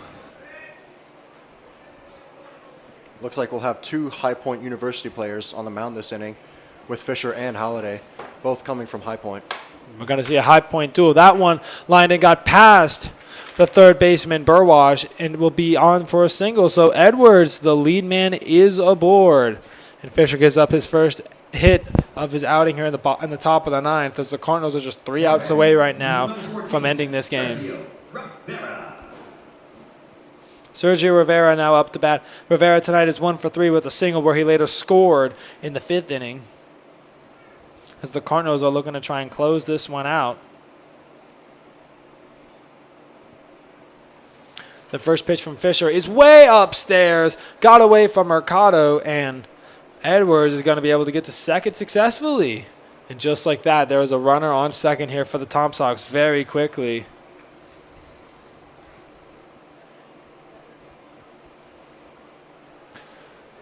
Oh, and you can always see Mercado just trying to calm down Fisher. What do you think is going through Mercado's and Fisher's heads right now, Jacob? I think Mercado just wants Fisher to focus in, get these last 3 outs. Fisher maybe a little nervous with that pitch going way over everybody's head, hitting the backstop, but maybe just a friendly reminder like, hey, here we go. Just get 3 outs and we can go home. Absolutely. 3 outs away from ending this game. Now with Edwards over at second, Fisher checks up on him, and the pitch in there is outside for a ball 2. So you mentioned how many walks there have been. I just tallied them up. The TomSox tonight, they've only been walked 4 separate times. They got 1 hit batter. The Cardinals, on the other hand, they got 8 walks and they had 2 hit batters. So the Cardinals basically got 10 free bases.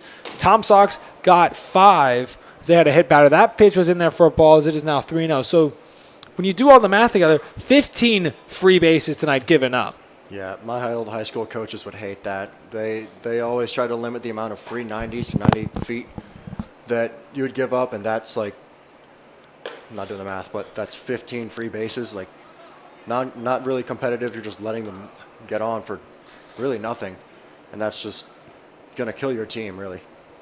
Yeah, just to give you an idea, the TomSox tonight, they've only been able to get 5 hits, and they were given 5 free bases by the Cardinals. The Cardinals, on the other hand, they only have 5 hits as well, and yet they were given 10 free bases.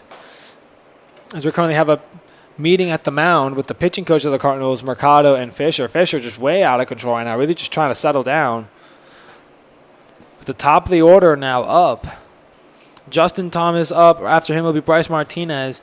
And then it's Hollis Porter with no outs, runners on first and second. Not what you're looking for. Do you see an activity in the bullpen right now?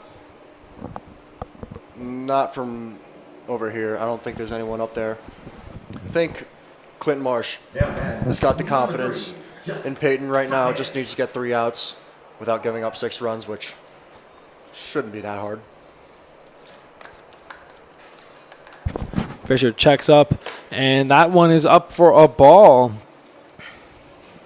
With that walk to Rivera, it's now 6 walks. It's now 5 walks given up, so another free base pretty much given by Fisher to the TomSox. So the story of the day is definitely walks and free bases, as Edwards is bouncing around, and Edwards will make it to third. And the throw to second gets away from Stevens. A run will come in to score. And the rally might be on for the TomSox. Rivera able to get to third successfully. And it's now 4-9. They've cut the lead down to 5, and Fisher just looks extremely rattled at the mound right now. Just cannot seem to get settled.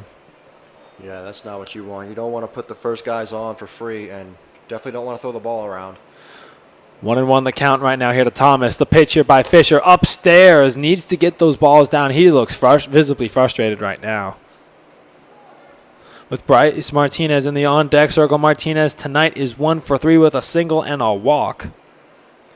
Rivera over at third. And that pitch in for a strike. Fisher needed that. Just needs an out to really just get some confidence going here right now. Critical pitch here for Fisher, just trying to get a strike. The pitch here from Fisher, and it is upstairs. Thomas thought about it for a second, but then held off. Full count now with no outs. Rivera within 90 feet of making this a 4-run game. Fisher kicks and deals a massive strikeout. Got Thomas down swinging. A huge strikeout there for Fisher to maybe get his confidence up as Bryce Martinez now comes up. How big do you think that strikeout was?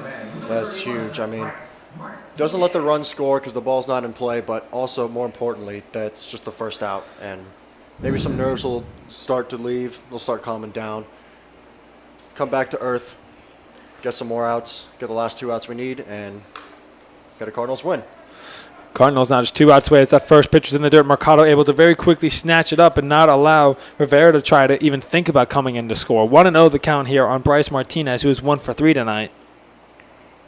The pitch here from Fisher, and that one upstairs almost hit him.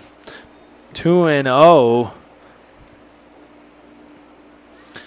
With Porter in the on-deck circle. Porter tonight is 1 for 4 with a single his last time up. TomSox have slowly been able just to chip away at this lead. Looking to try to continue that here. That pitch in for a strike. 2-1. Here from Peyton Fisher. Just looking to get these last 2 outs here to get the Cardinals win and end this losing streak that they've been on kind of as of late. And that one upstairs. So close to the win right now, the Cardinals. And this would be a huge upset win for them as well if they're able to hold on. That grand slam from Jaden Anderson might very well be the difference right now. 3-1 the count here from Fisher. The payoff pitch is not going to be a strike. Called ball. Martinez takes the walk over to first as Fisher continues to struggle at the mound. It will be Hollis Porter now coming up to bat. What do you think? What have you thought about Fisher so far? He looks kind of just shaken up a bit. I think he needs to just try to get first pitch across his first strike. He keeps going down 1 ball, 2 balls, and just hard to come back from and hard to – you really don't have any leverage in the count there. Like, hitters know that you're not really there. You're not throwing strikes. There's nothing really to compete for. So that first strike right there is big. Lets the hitter know that, hey, time to play. I'm ready this time. Yeah, it's a 6th walk of a TomSox tonight. That pitch in there for a second strike. 0-2 very quickly. This might be what Payne Fisher needed. With Jacob Bennett back in the on-deck circle coming up next, unless we see a double play here to end things. Fisher kicks and deals, and that one's upstairs for a ball. He lost his hat on that one, too. He's got too much flow. Hard to keep a hat on when you're... The hair decided to show itself.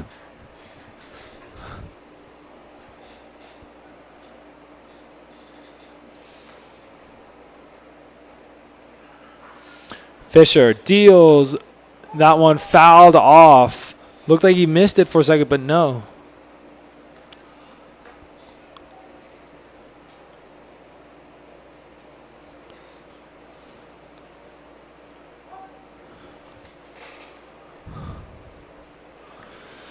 One and 2 the count right now to Porter. The pitch here by Fisher. Big swing and a miss. A huge strikeout there for Fisher as he was able to get it.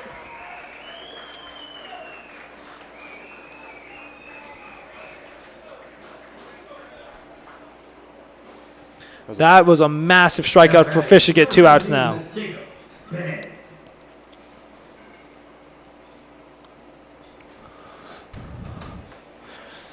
Jacob Bennett now coming up to bat. He is 0 for 3 tonight with a walk. One of those 6 TomSox walks. First pitch in there for a ball. The Cardinals and TomSox are both going to be off tomorrow, as everyone in the Valley League has a day off tomorrow, which is June 12th. On Tuesday, though, the TomSox, they will be back home taking on the Strasburg Express, who just won a massive game, as that pitch is in for a strike. That game will be starting at 7 p.m. from Charlottesville High School. As for the Front Row Cardinals, they continue their homestand at home on Tuesday, taking on the Covington Lumberjacks. That game will be starting here at Bing Crosby Stadium right at 7 p.m. Make sure you come on out to check out the Front Row Cardinals and watch them play as they take on the Lumberjacks. That pitch almost got away from Mercado, but he was able to grab it. Make sure you also stream it right here on the Royal Examiner or on Stretch and at however you are listening or watching to us. 2-1 the count here to Bennett with 2 outs right now. The TomSox have gotten 5 hits and 6 walks. The Cardinals have 5 hits and 8 walks. Massive differences. As the runner from first goes, that is Martinez, and he is not there. Cardinals frustrated. They just missed a throw as another run comes in to score. That is Rivera. Martinez able to make the third as the ball got away from what looked like Stevens. And now it is 5-9. 2 runs here in the bottom of the 9th here for the TomSox. Not what the Cardinals were looking to see out of their closer here in Peyton Fisher, as it's 3-1 now with 2 outs. He's literally just an out away from ending this game. He's given up 1 hit and 2 walks so far. The pitch here from Fisher, and it is outside. There's his 3rd walk of the night. He walks Jacob Bennett. Not what he was looking for. TomSox are starting to come back to life here. What do you think is going through Clint Marsh's head of just seeing how Fisher's been going lately? Now batting number 34, Shane Stossel. Maybe he's frustrated. Maybe he's not. This game is almost over, but it's not over yet. So that one fouled back behind him. the Cardinals do have a big lead, but the lead is not infinite. So they need to stop this now before it gets any worse. As we're taking a quick timeout right here. Looks like the manager wants to go over and talk to his first base runner here in Bennett. Oh, no, they're taking Bennett out. They're bringing in a pinch runner here to pinch run here as they try to make the comeback happen. That's going to be number 2, Drew Jones. Jones from Ohio State University, a sophomore. Might be a very speedy guy. That's why he threw him out there. So Jones now over at second here in the bottom of the 9th. TomSox still need to get 4 runs to even tie it. Interesting move here by Lyndon Coleman here. We'll see if it pays off. 0-1 count right now to Stossel. And that pitch is in there for a second strike. Stossel 1 for 4 tonight with 3 strikeouts.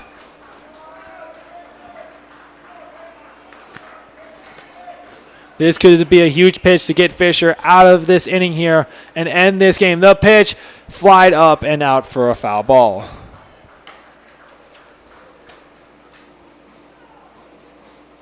If everything stays the way it is right now, Dallas Harefield should be able to pick up the win. The loss would be going to Davian Garcia right now. So he gave up that massive shot. That one lined into left field and will drop. And it is now 6-9 all of a sudden. Martinez scores. Jones makes his way to second. TomSox coming to life. Stossel makes his way to first. It's 6-9. This is getting kind of scary here for the Cardinals. They are leaving Fisher out there, but he looks gassed. As now David Wiley's coming up. David Wiley. What do you think is going through Fisher's head right now? I'm sure everything just seems really fast right now. He needs to slow everything down, just simplify the game. Find his groove, just throw some strikes.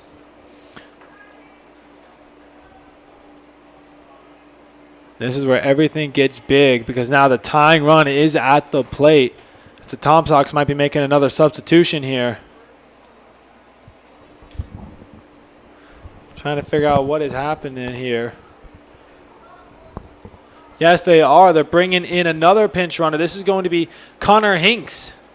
Hinks from the University of Notre Dame, a senior. He will be pinch running. So it will be Jones and Hinks now on. Hinks over at first, Jones at second, and David Wiley at the plate. Wiley 1 for 3 tonight with a single and a walk. This is getting scary here for Peyton Fisher and the Front Royal Cardinals as he gave up another hit.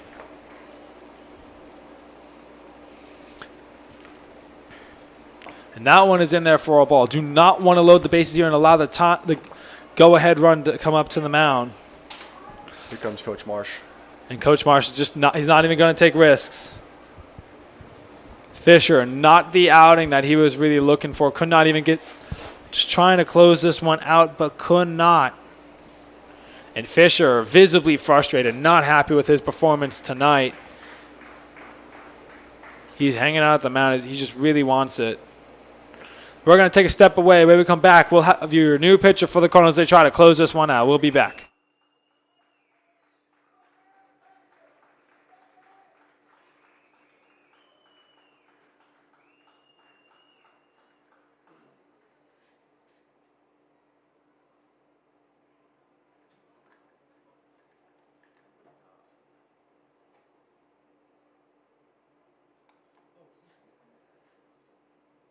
And the pitch for the Cardinals from Western Kentucky University, number 9, Ethan Atkinson.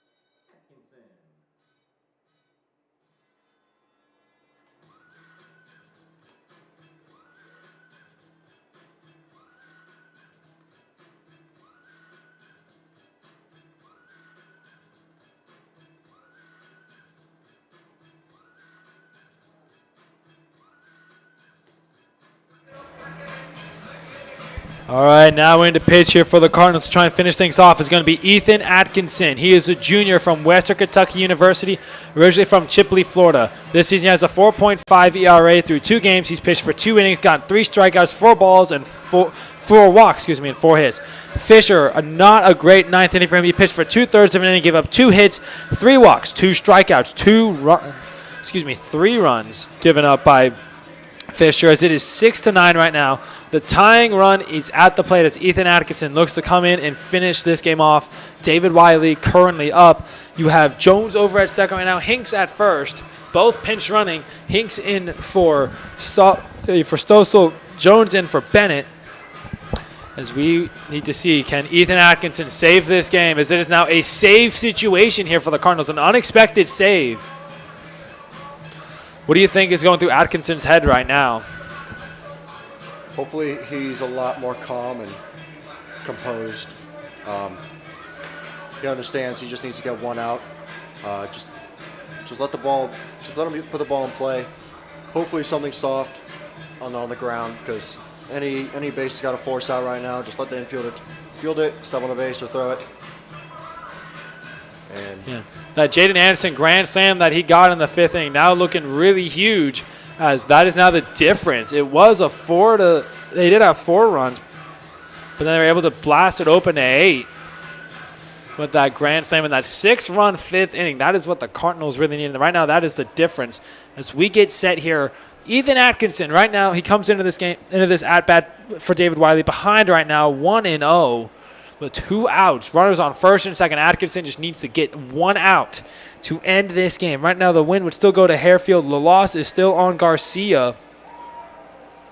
Massive at-bat here for Wiley. Atkinson coming in, just trying to put an end to this game. The first pitch here from Atkinson is in there for a strike. Huge strike there for Atkinson. 1-1 the count here with 2 outs.